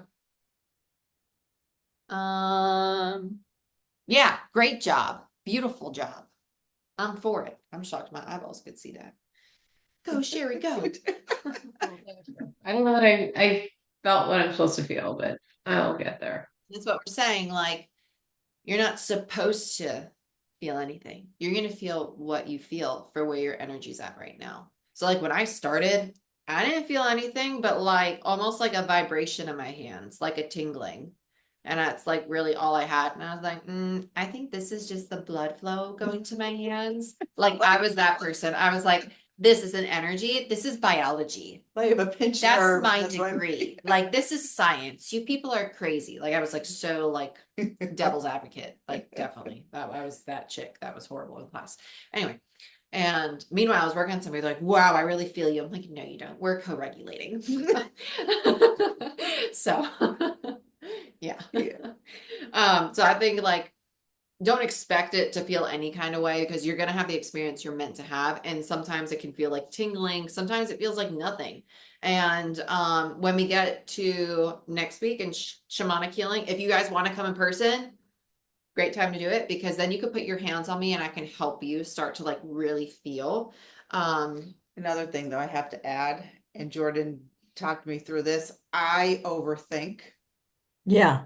More I thought that I needed to feel something and I'm new. I mean, I'm only been doing this, what, 6 months really? Because the first 2 are 7 months, and Yeah. I've only found Jordan through my own health issue with my neck. yeah, when I So- met her, she couldn't turn her head. I mean, I walked in here like this. I was depressed. I had lost 22 pounds. I didn't want to be around anybody. It was bad. Yeah.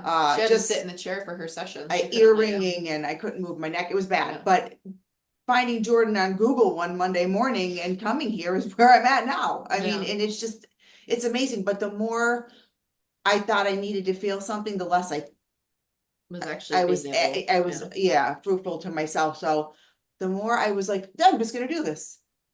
My husband, my daughter, my son-in-law, the dog, the cat, my plants. But you have to see my plants in my house now. I reiki my plants frequently. Yeah, they haven't seen my living room. Oh, dear Lord. But it's amazing that then you just start to feel and you start to see, then you start to visually see, and that's, everybody's different, but now I get guided. Now it's, well, I was going to go here, but nope, can't go there. It's amazing. And I did the same thing for months, beating myself up, like, I don't feel it. Maybe I'm not meant to do this. But even that thought, I don't feel it, is a limiting belief to It your is. conscious mind. It is. Right? When you allow yourself to say, no, I feel it. I'm feeling exactly what I need to feel. Even if this, like, just saying that, my center of my hand started to tingle because I know for me, like, limiting beliefs were probably the biggest thing. It was this lens of like, it's supposed to feel like this or supposed to feel like that. Right. And as soon as I was like, no, I'm gonna feel exactly what I'm meant to and exactly what spirit wants me to in this moment, because I'm gonna learn something from that experience, even if it's trusting that when I don't feel anything, it's still working. That's the biggest one. Like, even when you don't feel anything, it's still working. Like, believe in your power of thought, of consciousness, of energy, because your physical body's, yeah, it's energy, but it might not be the energy that is your strongest energy right now, right? Like, I was gonna go down a rabbit hole, but we're not gonna do that. It'd be a big one. But mind over matter. Yeah. That's In a that's, nutshell. yeah. Thank you. My Cliff Notes 101. Appreciate you so much. It's great. Now write that one down. That was very helpful, actually. Okay, so Nell, you're gonna practice on me. Okay. You get to have somebody do a little nice, lovely healing on you. I'm ready. And goodness, I'm itchy. And And this is a first for me, yeah, having someone else besides Jordan. I can't wait. yeah. So We're rule with- learning together. my rule with her, Yeah. don't work on the head, neck, or ears. Only work on her knees down to her feet. No touchy up here. Okay. That was even my rule with what else? Where else were you going? That you got? Remember I said I was like, just don't let them touch your head, because you just started moving your neck again. Oh, yes. Yeah, yeah. I was like, don't let anybody Don't mess let- with my work. What? It's because when we went to Tina for Oh, that's whack- right. wackadoodle lady. Oh yeah, Yeah. Wackadoodle I lady. had a headache for a week. Oh, week no. because I don't know what she was trying to pull, but and what she was doing, but her Reiki, her Yeah. energy was, her intention was not there, put it that way. We went And to a group meditation. Oh. And this practitioner didn't tell us that she was She going to was do energy healing, nothing. and it was just supposed to be a meditation. And yeah, it wasn't a good experience. No, and after that, Jordan's like, I've done so much work on you, don't let anybody touch you. No touchy. No touchy. You're finally moving your head. Don't let anybody touch it. But in that instance, that's how you could see that her doing that without consent or without telling you, and her intention there made me sick. Yeah, but also remember at the end, like I Mm. really connect to you, and I was You're like, well, mm, I knew that you were trying to connect to me, and I didn't want you connecting to me because you didn't ask to. right, Yeah. So like big no. yeah. Yeah. No consent. That at was not a pleasant experience. Yeah. Anywho, back to Okay. a positive experience. Yes, I'm gonna sit here. Okay. So, question before we start, so when I'm introducing the white light You can walk initially, all down her. okay, Just okay, don't work on the actual neck or on the actual chakras up here. You could wash the white light down okay, the entire body. Yeah. Great. okay, brilliant. Okay, thank you. Not a problem. Yeah. You're not going to do any harm. I promise. I promise. I promise. Okay, Okay. Just yeah, thanks for trusting us. always. Yeah, I'm here for moral support and to learn as well, because I learned through your questions as well, which is awesome. Mm, And like I said, this is a first, so I'm excited. Yeah. Welcome to my group classes. Hey, cool. Okay. I love meeting new people. So go ahead, put your hands in prayer. Okay. Take a deep breath in. And on the exhale, I want you to visualize a beautiful white light coming down through the crown of your head, washing away all thoughts, all distractions. And you feel the white light expand down through your shoulders, your arms, and your hands. You feel this divine, loving energy move down through your chest and your back, down and down through your torso, your hips, your thighs, and your hamstrings, down and down through your knees, your calves, and your shins. The white light expanding through your ankles, your feet, and your toes. And you feel this white light filling your entire body. And you notice how an orb of divine Reiki healing energy begins to form between your palms. And on your next inhale, you feel your palms expand, allowing this orb of light to grow larger and larger.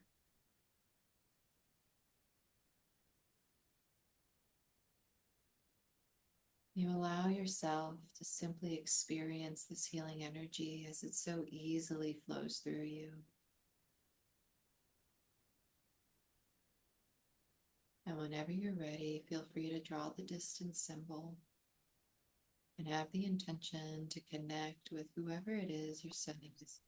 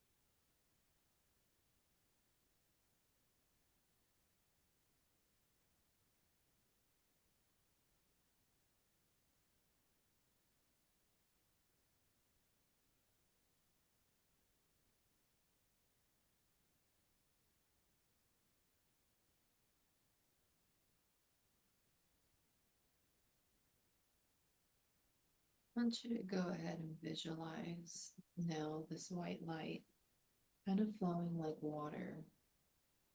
Allow it to flow more gently.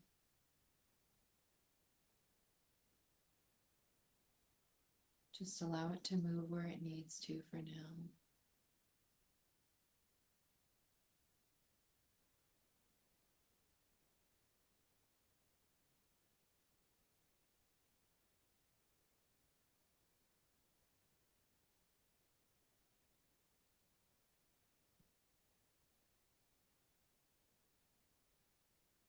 Allow it to guide you.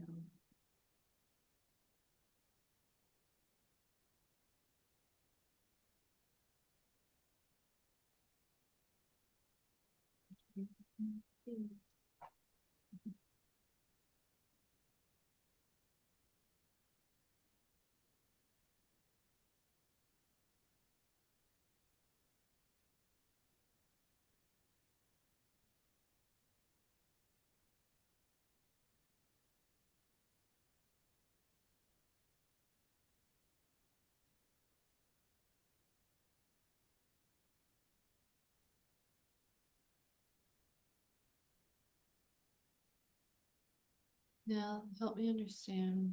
What are you visualizing? I'm kind of running energy, trying to, through your whole body. Okay, I want you to start to move your hands in more of a circular motion, a very Okay. instead of bouncing them, because I can feel you bouncing them, and it makes my body naturally want to resist you because it feels Okay. surges of energy Okay. flow very. Gotcha. Okay, so you don't have to be fast, but like literally, you can even visualize it like you're washing over them with water, Okay. gentle flow. That is immediately, I feel it soften down through my chest and my throat. Before it made me want to be like, no, no touchy, because I could feel this. I could feel the pulsing of the, Right. you don't want to pulse like an electrical field. Okay. Have a very flowy. Okay. You'll get less nervous system response from your clients, which is good. You'd be less likely to have them have anxiety or be uncomfortable when you have that. Yeah, you can talk to her, of course. I feel you on my feet, from my knees down, very warm. Little subtle like zings, almost like electrical pulses that go from my mid calf down into my, out of my foot into my toes. So if that's where you are, I feel you. Much better now. So much better. It feels much lighter, much more gentle, more relaxing. Do you feel a difference in how it feels to you? Yes. I think your gentleness is one of the first things that really registered for me really deeply that I needed to learn. Yeah. You know, there's this gentleness when you work with, chakras that I don't think I really understood before. Yeah. I want you to visualize one hand on the front of my heart and the other hand on the back, almost like you're sandwiching me. And I want you just to go like this with your palms and send white light through my I had to body. turn you around. Yeah, white light through the front and back of my chest. And I want you to see how that feels and just allow your hands to move in unison with one another.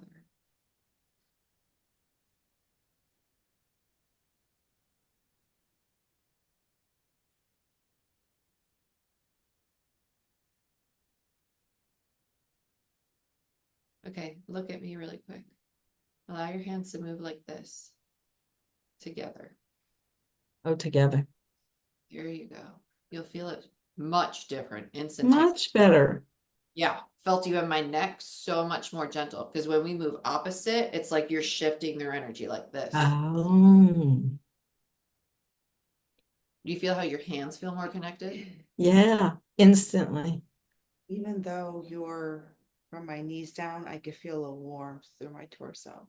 Yay. It's just this like very loving, nurturing warmth that's up into my throat. Perfect. Okay. Okay, ladies, take a deep breath in. Sherry, we're gonna have you practice one more time so everybody gets a practice. Yeah. If you want to continue working on Nicole, you can. I just want to give Sherry a chance. Go a second time like everybody else is all. Nell, actually, I want you during this time, I want you to practice having a gentle ball of energy in your hands. Yeah. It's like you, when I started, they talk about the chakras as power centers. And so there's this very egotistical lens of them in really traditional teachings. And I had to learn the gentleness too. Like I was all, yeah, let's blast some nice love and healing energy. And you have to like just learn. It's just practice. So considering you're already attuned, that's why I want you to practice feeling that gentleness. Yeah. I really need to do that.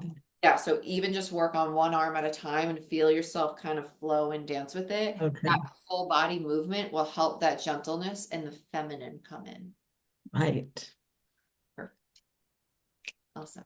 All right, Sherry, hands in prayer. I want you to allow the white light to flow through your body in the way that works for you. Okay. I want you to visualize it coming down through your crown and allowing you to feel filled with this loving, graceful, and relaxing white light. And whenever you're ready and you want to make an orb in your hands, feel free to do so, but there's no rush. You take the time that you need. Okay? And you just let me know when you're ready.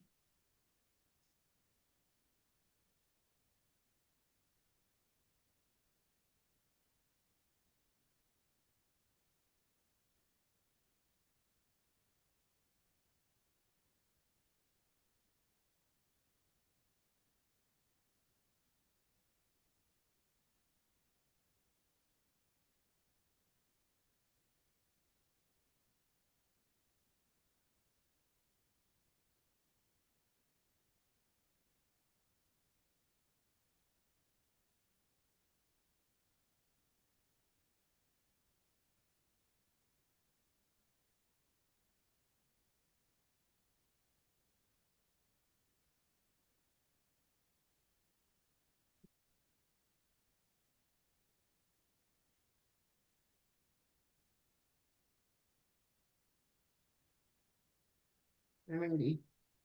Okay. If you haven't already, I want you to go ahead and draw the distance symbol.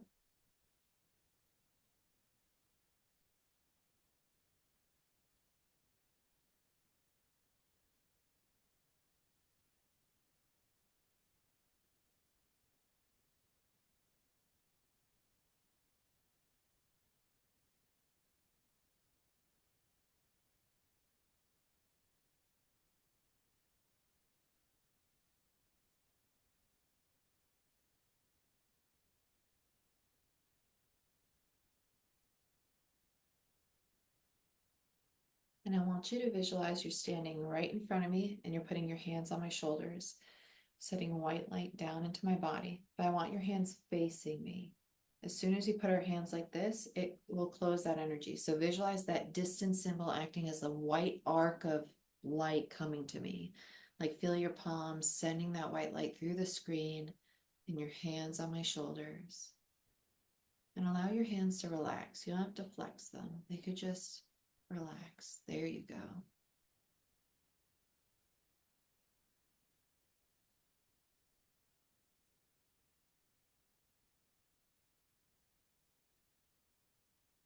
Much better.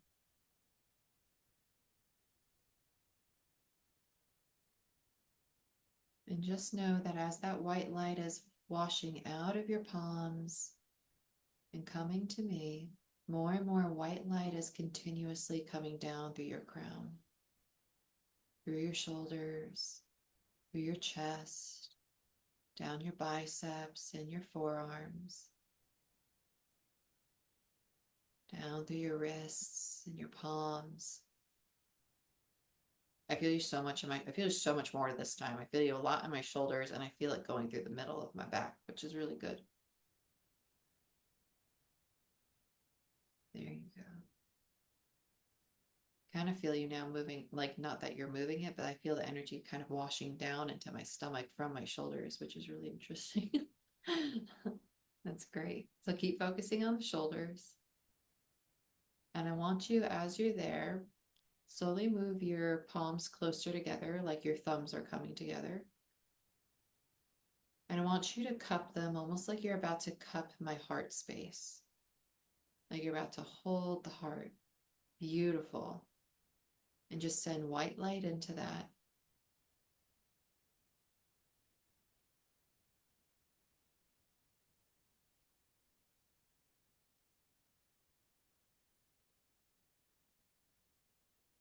Create a little more space between your hands and see how that white light fills between your palms.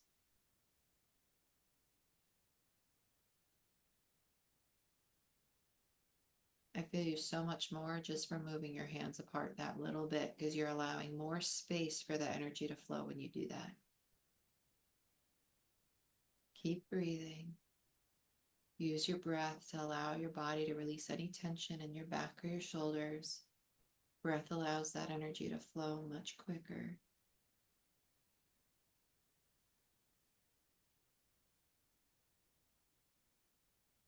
I feel you literally behind my heart space now. Like I could feel you found a block, which is really good. So what I want you to do, open your eyes and stay connected to that white light, but I want you to do this with your hands, okay? I want you to have one palm, keep your one palm like this, turn your other palm as if it's facing me. And I want you just to kind of visualize you're holding the side of my heart chakra and the other one's in the front of it. And it's just kind of sending white light to the side and down the middle of it, all the way through the back of my body.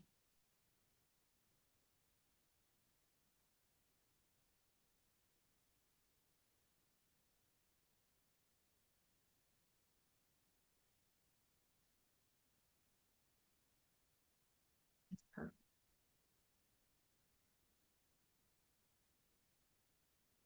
I literally feel it moving in a circle behind my right shoulder blade. It's just perfect. What are you feeling? If nothing, that's okay. But it's just, it helps me have an understanding of kind of where your energy moves. Just a little draining, a little tiring.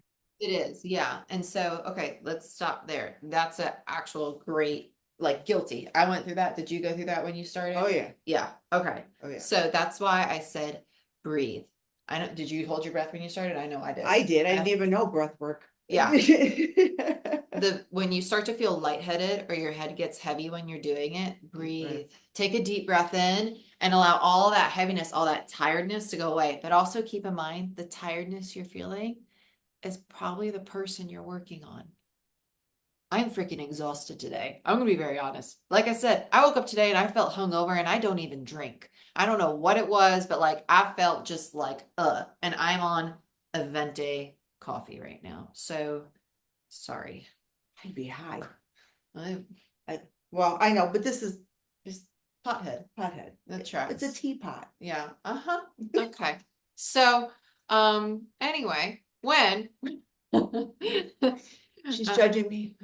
I'm just observing, my dear. And I love it. Love it. Thank you. So when you get tired, take a deep breath, but also know that it's 100%. I do this probably every session, at least once a session. If you ever feel not disconnected, but like tired, like you're getting drained, it's okay to like, I wash white light down me, get all of their energy off, and I come back to myself. That's what I've been doing. You come back to yourself, take a second to regroup. You don't have to be going the whole time. You're allowed a second to regroup. They're there for a healing experience. And if you don't feel connected really deeply to it, take a second to regroup. That's okay. But it can be draining. And that's why I say, like, at first, you might only want to do 1 or 2 sessions a day. Because I know it took me probably 4 or 5 years until now when I do 6 or 7 a day. Yes. Yeah. I shake myself. Yeah. I'm like this because I'm a clean freak. So I imagine that I'm feeling All the the dust dust. stuck on you. Then I'm like, and once I do Yeah. this, and thank God no one can see me because I'm usually at the top of the head, but it goes right down to Mother Earth. Yeah. Dust. Like Done. for me, I visualize Archangel Michael with a bowl of water and I dip my arms into one and then another angel has another and I'll just like be cleansing off yeah. in a sacred pool of Another thing is sexiness. this. Yeah. like just blowing it off Air. you. Yeah, that's probably one of my favorites too. But I think getting tired at first is very normal. But it also, that's a really good sign because it means that you're energetically connecting with me. So for you, your primary sense is probably physical sensations. Because, okay, Awa or Hawa, I don't know if I'm saying your name right for years now. To be honest with you. Hawa. Hawa? Yeah. Okay. Woo! I was really scared. I'm not gonna lie. I was like, I'm saying her name so many times, and I've been petrified to say it incorrectly. Really? Yeah, I'm weird like that. Oh. Like for me, it's like a respect thing. Oh yeah, like Mm. Jordine. Oh. I'm like it's Jordan. It just has a Y. Yeah. It's Jordan. Like it's not Jordine. I don't know. Sorry. You're Anyway, good. so like for you, when you worked on me, you're gonna feel what people physically feel, right? Like you probably are Mm. somebody's physical body and their emotional body because I could feel you in my physical really strongly right away. So you're probably more drawn to like actually working on the physical and you're probably good at visualizing the physical really well. Whereas with Sherry, I could feel she's more the like ethereal or subtle body, which makes sense with how much you think. And that was me. Like that was me 100%. But also your energy feels different. Your energy feels more subtle. It's like a slow wave that I feel. Whereas with Hawa, it was like, I feel you. Like you're on me. With you, it's like that subtle kind of coming in. And that's how I think mine is. Like it comes in, it's not as subtle as it used to be, but it does come in Yeah, a but wave. you're more subtle now than you were when I first met you. Yeah, for sure. For Yeah. sure. Yeah. That's that gentleness we were talking about though Yeah. too. Yeah. Um, For sure. But that subtle is also really high mental activity, right? Like I'm more mental than I am emotional. Emotionals tend to be more in the physical. And it just one's not better than the other at all. It's just different muscles and they'll all strengthen over time. Like now I feel all the things physically, mentally, emotionally, taste, smell. It's great. It's lovely. It's awesome. Not really. But they all come after practicing for a while. They will. So yeah, sure. I thought you did great. I was really that second time for you, it's gonna be the key of like opening your hands up. And now it's gonna be that gentleness.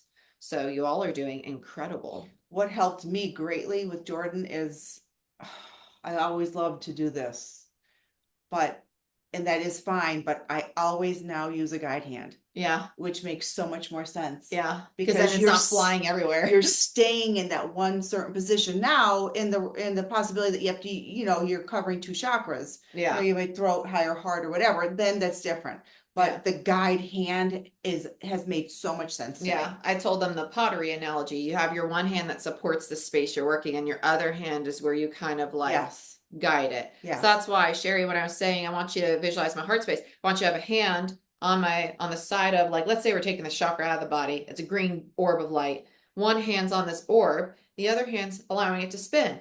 This hand still has white light. It's cleansing the outside of it, whereas this one's rolling over the top of it. So all of it's getting cleansed. Right. But now you're able to be like, okay, I can see all sides of it. And eventually you can roll that marble around and be like, okay, it's clean. I'm going to hold it, clear out its little Mancala slot and throw it back in there.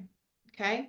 So a guide hand, the only thing I would recommend, and I wish I did this sooner, was to alternate every now and then which hand's a guide and which one's working. So like now day-to-day basis, probably do two Right. sessions one way and then two sessions with the other hand because it helps one side of your body learn that Reiki energy can still flow through. It's not going to be stagnant. It's going to help it to continue to have a balanced duality of masculine and feminine. Does that make sense? Yeah. I'm thinking about it that way. Nice little tidbit for you. Awesome. Welcome. Because I know that when you have your eyes closed and you're doing this, sometimes you're like, where is that other hand? Yeah. Where am I? Even I know like sometimes I'm sitting there like this and I'm like, oh. But it's also because sometimes I know my energy now after doing this for so long. I know sometimes it's too intense when I'm working with people for the first time. So I'll only do one hand. Whereas back in the day where it was very like, oh, I'm still getting used to it. Like now it's like, I don't know if they're ready for like all this energy. So I'll introduce one hand and then I'll bring the other one in. Okay. But also like if they have a lot going on, that's a whole other, we'll talk about it months from now. Not months, you guys are doing a very short week. But anyway, Any questions about your experiences today? Was this helpful? Was the practicing way more helpful? It was Yeah, I definitely think- helpful. Yes, yes, yes. Good. Glad. Because we're gonna start practicing a lot more moving forward. If you want to be my designated dummy, I would love to. And what's on top? I'm sorry. no. No. This also helped me dance. Mm-hmm. It's like if That flow. because what happened was I was doing the same thing. I felt really rigid and like I was like afraid to move my arm, so I was like this, and I'm like, whoa, okay. And I then let all my energy wings- gets compounded. and yeah, and then all of a sudden it was like, wow, and I could feel it, and I could just start moving. And then I'm doing this, and that and what happens is then I hear feedback from my family. Wow, it was really different this time. Every single time I do it, even on myself, like I could just feel it. Right. Starts to flow. It does. And you'll see when we get to the shamanic portion, and like you watch the shadow for that. Like Yes. even when I do the shamanic, it gets a lot more flowy, a lot more does. rocky, and like all the sessions, you're gonna be like, wow, this is a workout. Oh, my hips are really strong because I've been rolling around all day. So You're burning calories. that's right. Right? Mentally and physically and spiritually fit. Dang right. But yeah, it's only 1:10. You technically can go to 2, but I wasn't sure if you guys wanted to have conversation. Oh yeah, you gotta skedaddle. I'm gonna bounce. Nice to meet Sorry, you all. I totally lost Many track. blessings. Thank you. Thank you so much. We'll see You. you. Thank you. Yeah. See you again.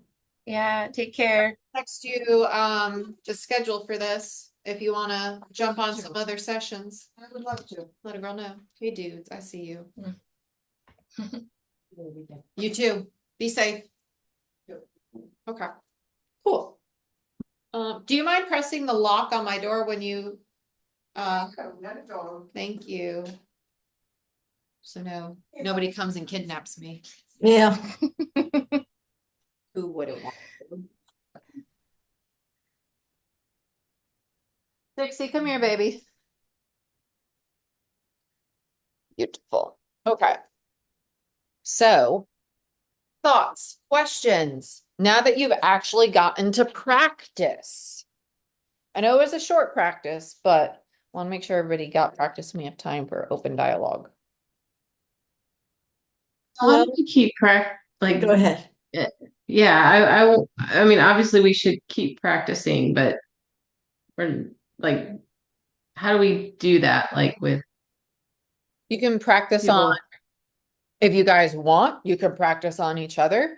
You have the group, you could schedule times to practice with each other if you like, to alternate and take notes, and that can count towards your practices for your level 2 if you'd like.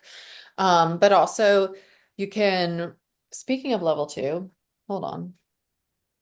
Are we doing a 2 minutes today? Because if so, that might be why we have so much time. I need to check my calendar. Bear with me. It was something about Aztec records. Akashic records. Yeah. I never could say that. I thought we went over that last time. Oh no, we still have to do Akashic records because I didn't get into it because you're right. That would explain this. And I was excited about that because I've explored a lot, but I haven't explored that.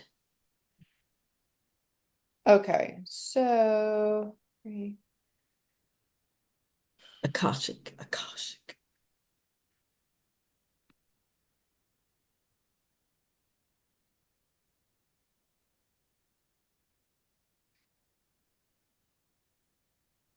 okay. Okay, this is how we're gonna do this because we do have to go over the Akashic, but it's really it don't take long at all, I promise. But what we are gonna do, we're gonna break down how to draw the distance symbol again. Okay. Everybody knows how homie holds the suitcase. And we can hang it up if we want. Dang right. Okay. Let me get this workbook open. Before I get into another topic, you guys have any questions or comments or thoughts about today so far? The shadowing, the symbols.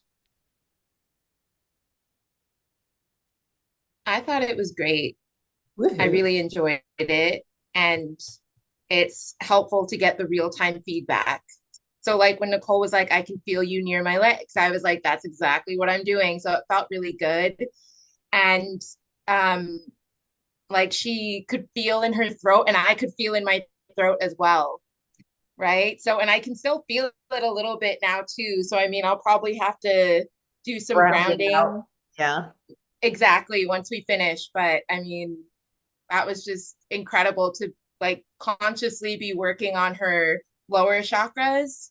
And for her to be like, I'm feeling it. I feel it where you are, but I also feel it showing up in other spaces. So Exactly. yeah, Yeah. it's I'm so powerful. happy for you guys. That's great. Yeah. Yeah. It is exciting. That's why I like the real time doing it. So this way you guys like, and like for instance, like Sherry with turning your hands out and Nell with like visualizing the water, how I don't say much for you because it felt very like natural. Like you are very gentle naturally. And so like your energy translates that way. Whereas my other two, you guys are a little bit more mentally active. Hawa's more grounded. Like so you guys are on different energies. Like your energy translates differently. And so it's going to be really interesting to watch you guys all evolve, which is I'm looking forward to it. So let's see. Cool. Let me, but I forget where I was going with that. I got sidetracked. I feel like I had such a good thought. I lost it. Okay, let's share the screen with you. Any other questions before I show you how to break down this symbol again? No? No. Okay. That's lovely. Yeah, I really like the real-time feedback as well. I think that's the most beneficial because you get to learn and see how your energy is different than somebody else's. Mhm. That's partially why I don't teach groups often because like sometimes people get in their head because somebody moves differently than how they move. But Mhm. regardless, you all did absolutely wonderful and we all felt doing the work and that's all that matters. And even if somebody doesn't feel it, that's another thing. That's not a reflection of the practitioner. I've had clients come to me and I've been doing this for my full-time work for a long time now. And I had one girl, it was probably 4 or 5 months ago. She said, I didn't really feel anything. And that's okay. But she also had seizure disorders. And so her consciousness, she's very out of her body. And so her not feeling anything, I knew it's not a reflection of me. It's because of her connection with her physical is not as strong as it is with her consciousness. Okay. So just keep that in mind. Okay. Are we ready to go over this symbol? Okay. Yep. So we have the Han, Sha, Zhe, Shou, Nen. So I'm going to be honest. I do not believe oh, dang it. I do not believe I follow the arrows in the same order because again, it's your intention. If your end result looks the same, that's really all I'm going to harp on. So for me, I start off with a cross. Okay. I give my cross a little skirt. Okay. And then once it has its skirt, I allow it to have an additional little platform to stand on just to make sure it's sturdy. And then I draw a 7, but my 7's got a little bit of a tail. Okay. Mhm. And then I have my little businessman. So here's his head, his face, his arms are out to the side. Here's his body. And he's doing a karate kick. Why, I don't know. But he brought a suitcase with him and he drops it right by his side. So he has his little suitcase. Okay. And then here's my businessman's house. This is his home, his little tree hut. Or you could just say the letter A, whatever floats your boat. And then I draw my 7. And then I have a smiley face with its eyes facing each other. If you draw some things out of order, it's okay because it feels like with the smiley face, you did the eyes before you did the mouth. And so Exactly. that's 21, 22, and then 20.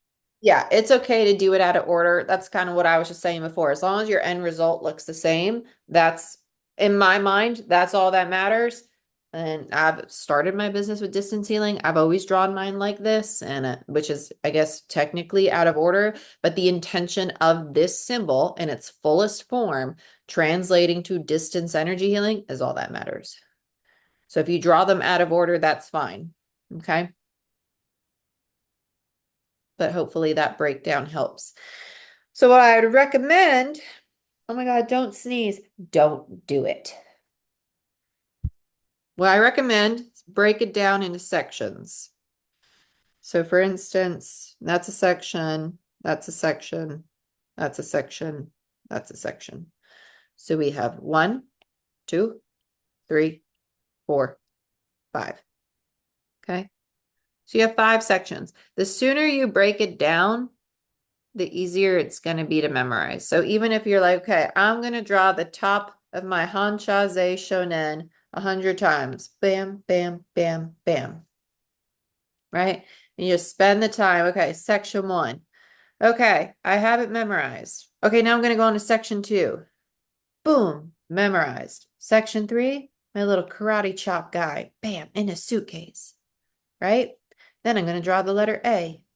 Then I'm going to draw the number 7 in a smiley face. And when you break it down like that, usually it's just these 3 that people struggle with.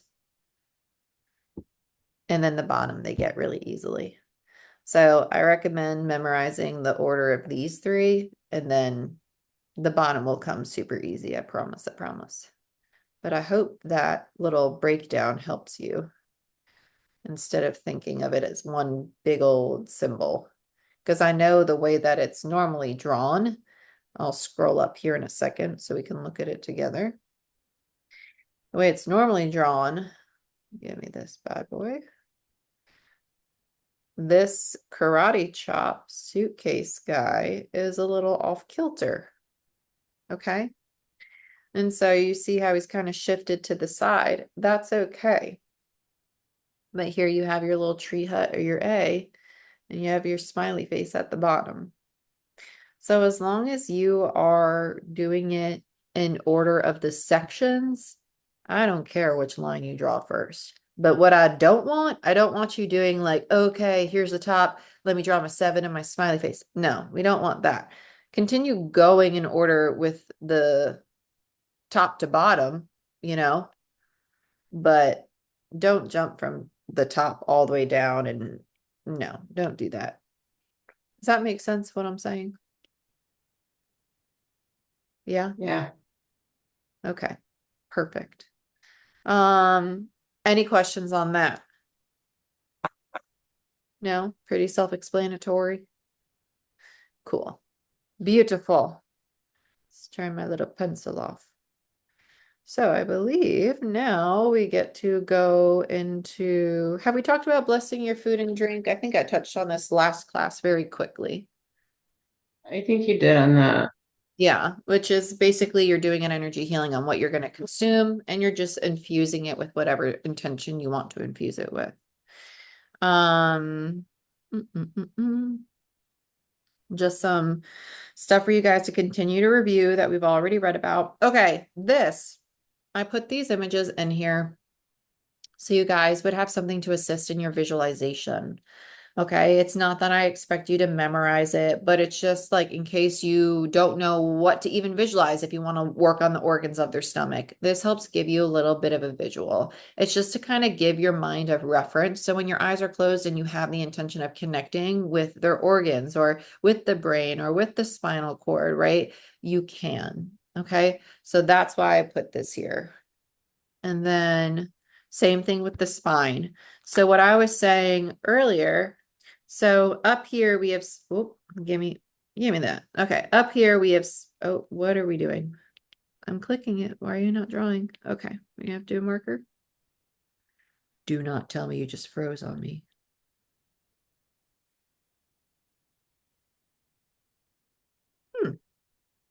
What's going on here? Why is only my finger working? No. Give me this. Thank you.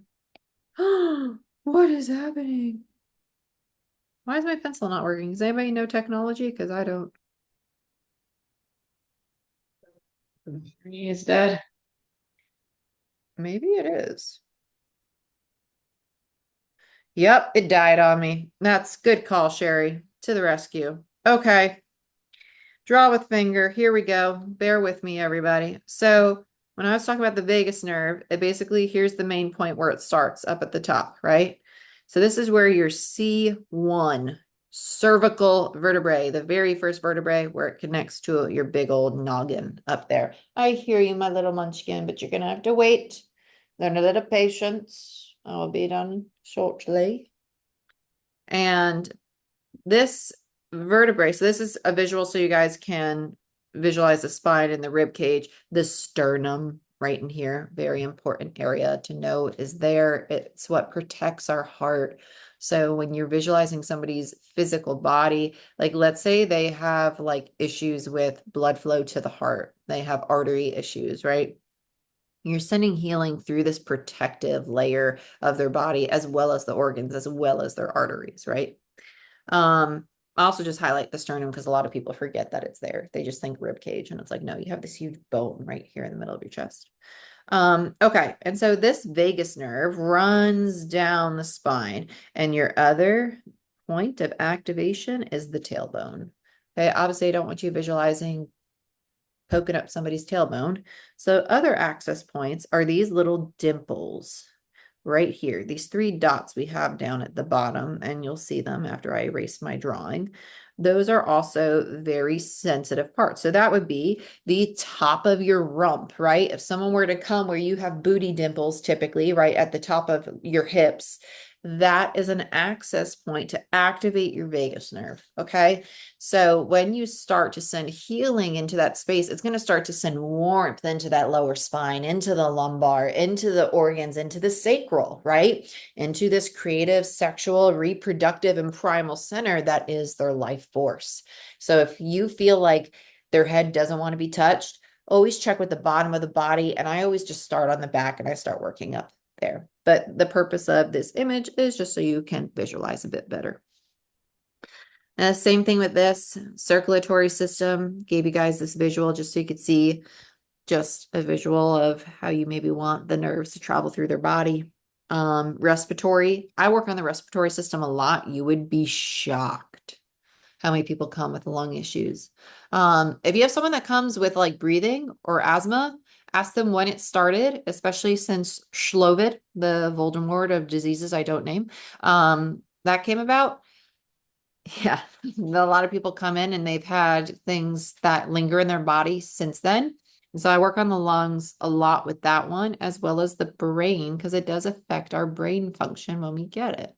So depending on how much or how many times somebody has had this, they might have a lot of imbalances in their nervous system, which includes the brain, as well as the respiratory, lungs, trachea, mouth, all that stuff. Okay. Any questions so far? This is all protection stuff. We've already gone over this. Please continue to read this. If you haven't finished the level 2, I know I told you guys last week you can read ahead.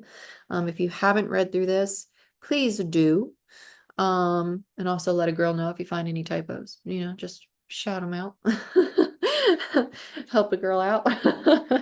Because I'm human and this has been a very long process. So I've read this so many times that I probably have not seen half of them that are in here because my brain skips over them. Okay.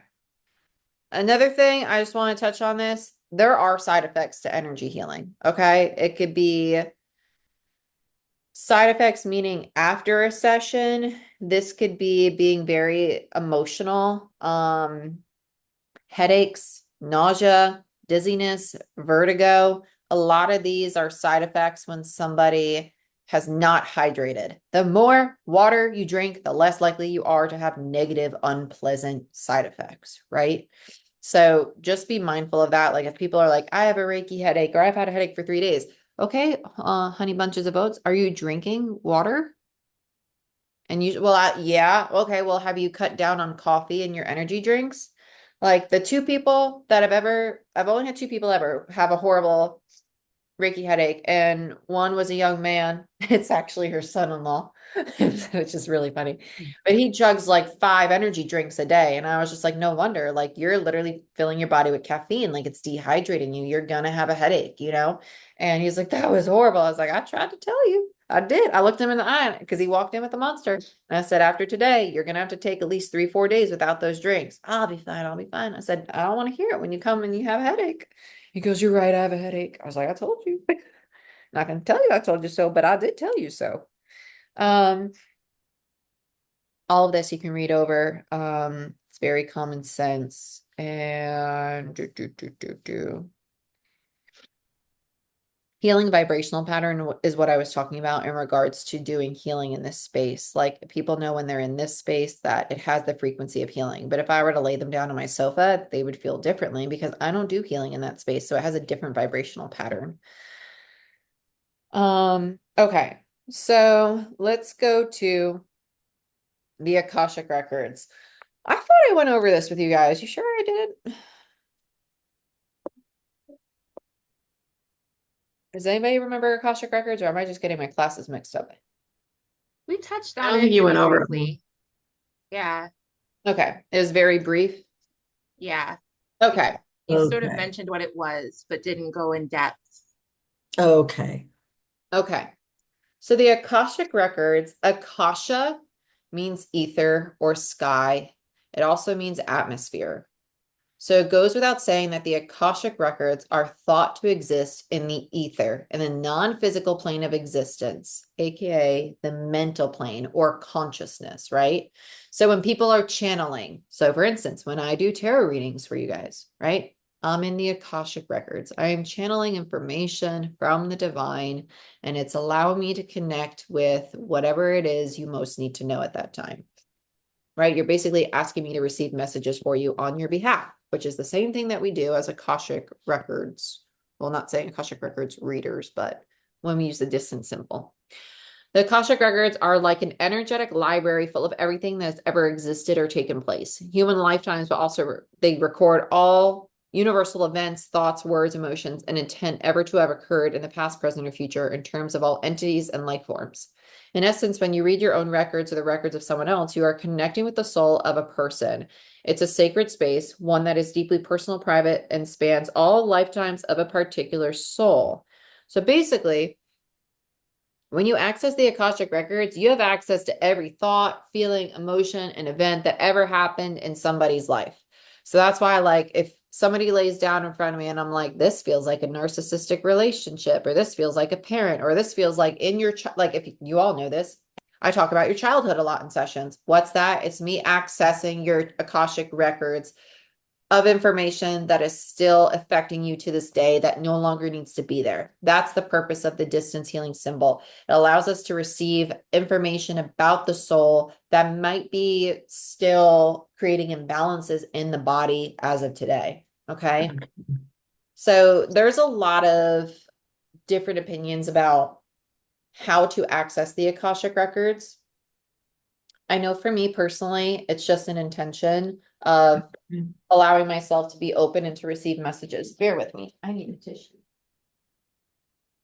And so when you allow yourself to be open and receive messages, they're going to flow to you. Whereas some other people have a lens, like I'm a certified Akashic Records reader, and even the way I learned to read the Akashic Records doesn't resonate with me.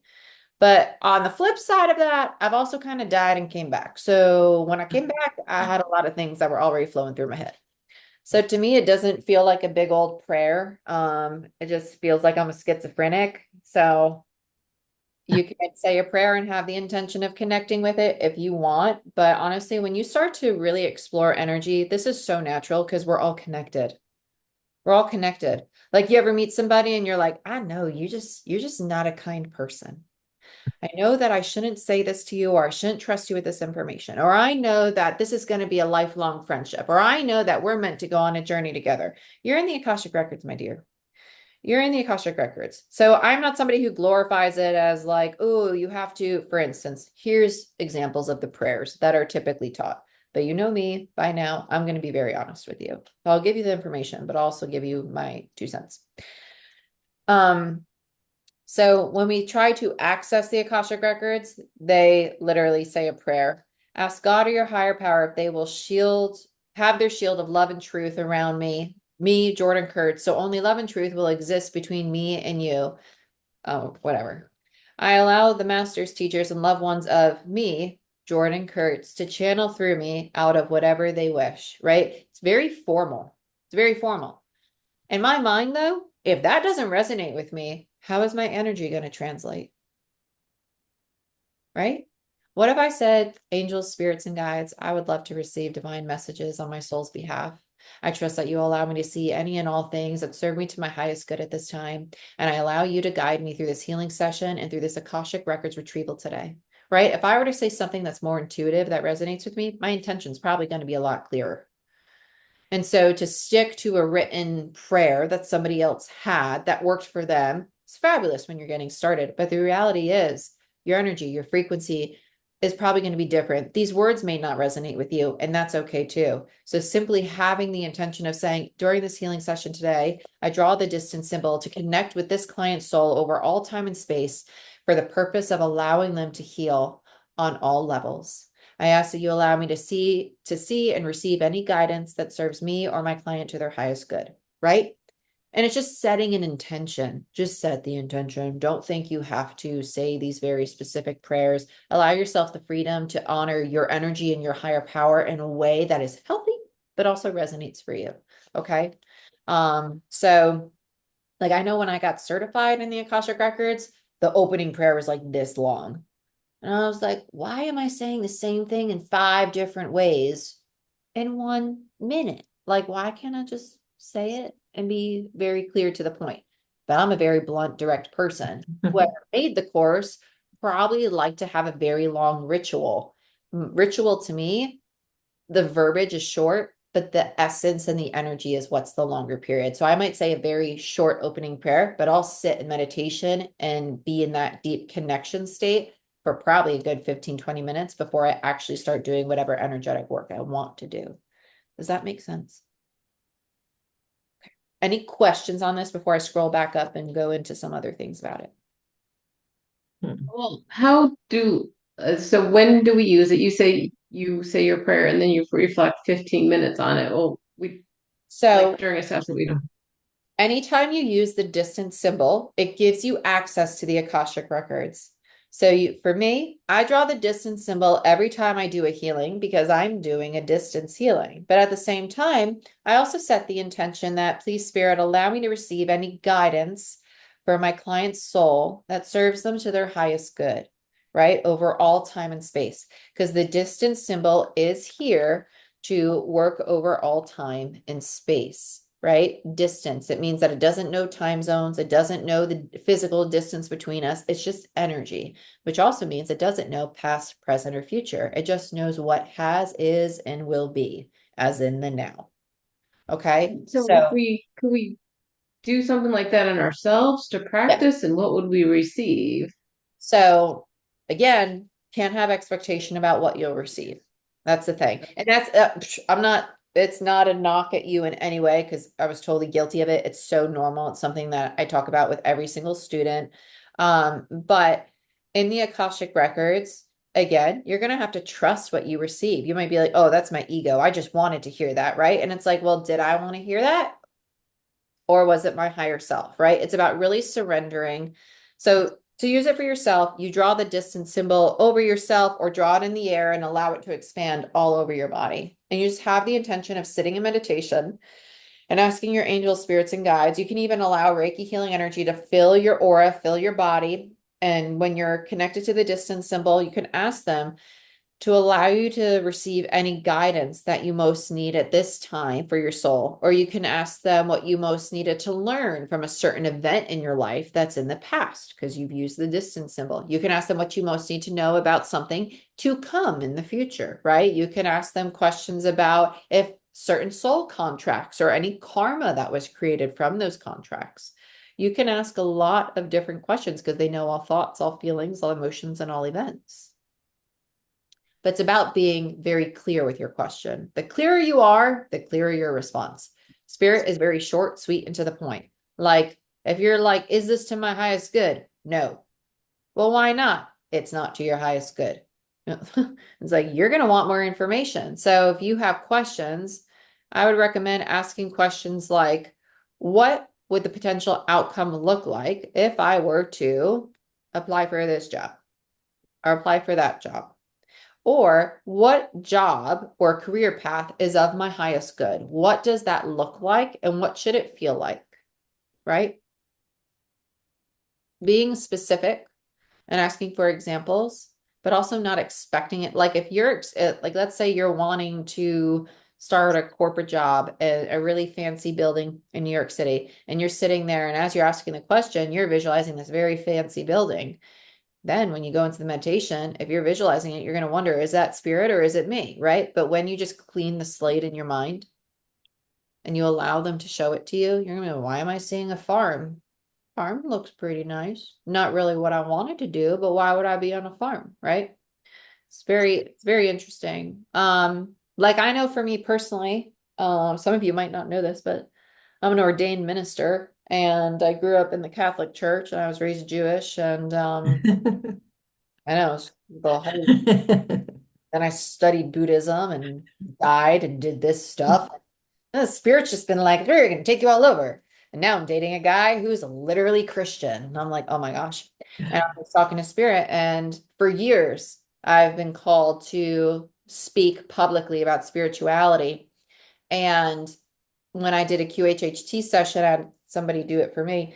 They're like, well, you're going to lead lots of people. You're going to educate lots of people. And I was like, ah, that's what I'm doing. And then I've had a lot of people ask me lately, like, are you going to join a spiritual church? Like, are you going to join like a new age church? Are you going to preach? And I was like, oh my God, is that what they want me to do? Like start preaching, which is really funny because it's something that's been brought up so many times, but that's basically Akashic Records. Like you might, like my brain thought like, I'm going to lead people and do energy work and energy healing. And the older and older I get, for some reason, I always end up back in that modern lens of church that also honors spirituality. And it's like, okay, you got to help people see the duality of all these things. And so what I expected was goodbye church, right? And spirit's like, well, the one thing you usually want to push away the most, they're going to say, we're going to pull you back and heal all of your wounds around it, right? In comes romantic partner who's very, very religious. Oh, well, this is interesting because I cuss like a truck driver. So Spirit does have a sense of humor. oh my gosh, yeah, they do. Yeah, yes, they do. They do. And it's sometimes a little morbid, and we've gotten a few fights about it, but I loved it every time. And so that's what I mean. Like sometimes, like every time I visualize myself serving my purpose, I'm standing on a stage with a little mic in front of my face and I'm talking. And I'm just like, I don't know what this is. And I keep thinking it's going to be about energy work. But every time it ends up being some kind of spiritual religious mixture. And I'm just like, why do you keep putting me in these positions? I know why. I don't want to accept it yet. So we're just going to play this game till I'm 60. And that's basically how the Akashic Records work. They're just keep showing you things and telling you things and bringing people and situations to activate it. And if you're stubborn like me, they might literally pull you from your body and be like, listen, and then throw you back in, right? Like I had an aunt growing up who kept telling me to do energy healing. She was an acupuncturist. And I was like, that's ridiculous. My background's in biology and psychology. That stuff is just silly. It's just silly, right? So what they do? We're going to make you paralyzed. And the only way to heal is for you to see an energy healer. Okay. And they throw you into it. Not that anything that drastic is going to happen to you. That's just, I guess, how stubborn my soul chose to be. And so it's really interesting. But when you start to access them for yourself, you'll get such incredible guidance. Like, and you'll feel, this is how you know it's not your ego. When you feel moved by it, genuinely moved by it, like genuinely light. And like, have you ever meditated and you're like, this feels like such deep love. This feels like such grace. This feels like, I don't even know where the F it's coming from, but I know it's for me, right? That is higher self. That is spirit. That is your guide. Okay. And so in Reiki, when we use the distance symbol, it can help us access these Akashic records. And like that's why in a lot of my sessions, I cry on behalf of my clients. Like I'll be sitting there at the top of the table and you guys won't hear me. And it'll just be like silent tears running down my face, like all the time, because it's this immense love and gratitude. And you're seeing parts of them heal. You're getting to bear witness to trauma and other experiences in this life, their past lives, other parallel lives, right? Because there's no time, no space. There could be hundreds of you walking around in different realities right now. And you're just literally clearing away that heaviness. The distance symbol allows you to do that. So Okay. I draw it for every session, whether they're in front of me or whether they're in another country or on the other side of the world, right? Exhibit A. And so when we do this, it's a really incredible way to also access ancestral healing, right? Some of you have experienced that with me. Ancestral healing is not just shamanic, even though doing it shamanically, I'm partial to, which is why we talk about it there. But the Akashic Records allows us to see if so, like, oh gosh, this feels like, oh, it feels like you had a narcissistic parent. And it feels like you learned these tendencies, but you became codependent because you didn't want to be like them, right? So it's an ancestral wound. It originated with your ancestors, but it might have shown up differently. Okay. That's something that over time you'll have a deeper understanding because the way it presents itself to you is going to be different than how it presents itself to me. But I know when I first started, I only used it to do distance healing. I didn't really think of it as like Akashic Records or their past or their present. The only time I really started to use it on their past is if they said, like, I was in a really abusive relationship and it's still haunting me, or I have PTSD. Distance symbol, let's go back to that time of your life and heal that crap. Like, you don't need that. Like, let's send healing to that and allow that part of you to feel safe again, right? So you just literally say, okay, I draw the distance symbol with the intention of going back to this time of this individual's life. You don't need specific dates. Just be like when they were in this relationship. Spirit already knows when that was, right? When, because what is time? But you just set the intention when they had this experience, I send healing to them. I send love to them. I send safety to them. I ground any harmful, unwanted, and unneeded energies. And I allow all soul lessons from this experience to stay intact. You're just clearing harmful, unwanted energy. You don't want to wash the slate clean. A lot of times we go through these traumatic events to learn something. I could be very morbid right now with a lot of things that happened in my life. But let me tell you, I would do my life all over exactly how it was. I wouldn't wish it on my worst enemy, but I would do it all over because I would not have learned as much as I did without those very humbling experiences. Right. Big time. Questions on any of that? No, that was really helpful. That's what I was looking for. It was kind of a key, a piece that I was missing a little bit. And I'll have to, exercise that and figure out what that is. But yeah, and work on myself, Yeah. absolutely. I know when I got my certification, it was like they spent literally a paragraph on it. Right. And so that's why I got certified in Akashic Records. And then after I got certified, I was like, this is silly. This is basically like reading tarot. That's all it Right. was. I was like, I'm just reading freaking tarot. And all you're doing is you're channeling, you're asking, you're saying, right? Because when you start a tarot reading, you sage and cleanse your space, you shield and protect it. You set the intention, I'm calling in my angels, ancestors, and guides. You're doing an energy healing with some freaking cards. That's all you're doing. And you're just like, okay, I'm calling in my angels, ancestors, and guides to show me what I most need to see about this situation. Distance healing, right? In the future, what's to come? Akashic Records. It's distance healing. So the fact, like, if you forget to draw the distance symbol, don't be like, oh my God, the world's ending. It's not working. No, not at all. Like to this day, there's sometimes I get halfway through a session. I was like, did I even draw this symbol? But my intention's so strong that it's there. And then after you draw it, you're gonna be like, oh, it's just amplified a little more. It's not the end all be all, but it helps strengthen your intention. The Okay. symbols infuse your intention with a stronger frequency. Okay. Right? Don't think of them as things that like, oh, I need to do this for mental and emotional healing. Like if someone has anxiety, you can send love and peace and relaxation to them. And then the Say key to infuse it with even more intentional mental and emotional clearing. That makes sense? Mhm. With me? Cool. Um, Let me see what else I got in the Akashic records.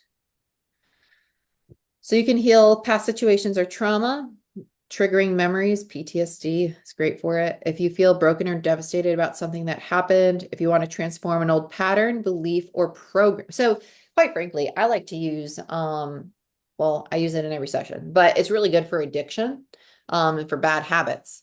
So wherever they happen, and addiction doesn't have to be substance. It could be like doom scrolling, food, shopping first thing when you wake up. Sorry. You know, like I wake up and I'm just like Amazon, like, no. And so like things like that. And it really helps kind of dissolve the attachment to these energies and where they started, right? So it also helps clean you on a soul level. That's why we use the distance symbol. It's more soul healing, even though the master symbols and the master level is a part of the soul. The distance symbol allows you to connect to the soul as much as you can as a level 2 practitioner. Okay.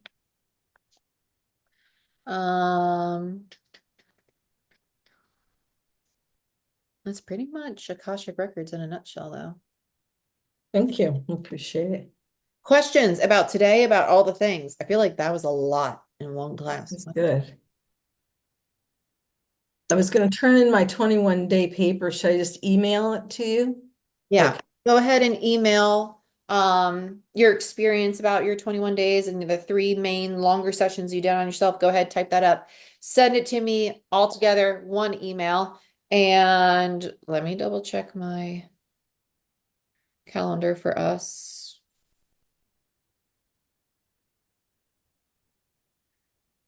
Okay.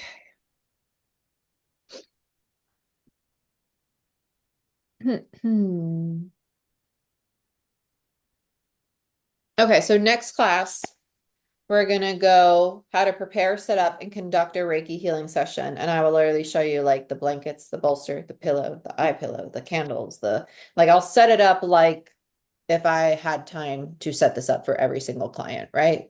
Because doing it for 6 people a day is a little crazy. But if you're only doing 1 or 2, yeah. And I'll show you how I did it when I started.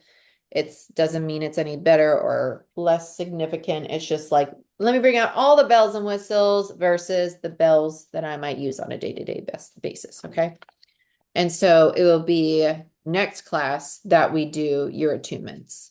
And we will also do a shadowing next class where we talk about working through the 5 bodies in a single healing session. So I'll have Nicole come back in and I'll show you how I work on the energy body and then how I go down into the physical and how I allow that to kind of intertwine with the chakras and the mental and the emotional and all the things. Okay. And so, let me see. We're going to talk about co-regulation, how to make sure your energy's in check. Next class is going to be a fun one. The 5 senses. Oh yeah, I love this. Okay, and sacred space. It's like I came up with it or something. I enjoy this. Okay. Yeah, we'll read this all again next class, but it's going to be a fun one because it's where we start to tiptoe into the psychology of how to set up a space so people feel really safe and comfortable to come to a session. Okay. Beautiful. We'll do your attunements there. Your homework. Yeah. Practice on yourself with the distance symbol. Okay. I want you to start visualizing and I want you to start allowing your hands, find your guide hand, usually the non-dominant, whereas your working hand, as we call it, is the hand that moves in a circle. And the hand Circle. we draw our symbols with. Okay. But feel free if you don't want to move it in a circle, just send the white light. And it's almost like when you're caressing a baby's head. You're just like, it's okay. We're just gonna wash some white light, right? I know it's a little ironic, this kind of personality, and yet a very nurturing energy. Yeah, you do. I know it's kind of I don't know. Nice. Yeah. So, any final questions? Anybody? No? Okay. Thank you so much for actively participating. See, I told you it gets more fun when it gets to level 2. It was fun. Yeah. Yeah, There'll be a great lot. today. You'll get more out of it, I promise. But I will see you all next Saturday. Enjoy your weekend. Lots of water, even after you practiced as a practitioner. Lots of water. The more hydrated you are, the more you'll feel the energy flow, the more you won't feel lightheaded. Okay, so Excellent. Yeah. don't drink venti coffees. Okay. Okay. Thank see you guys next you. time. Bye, Thank everyone. you. Bye now.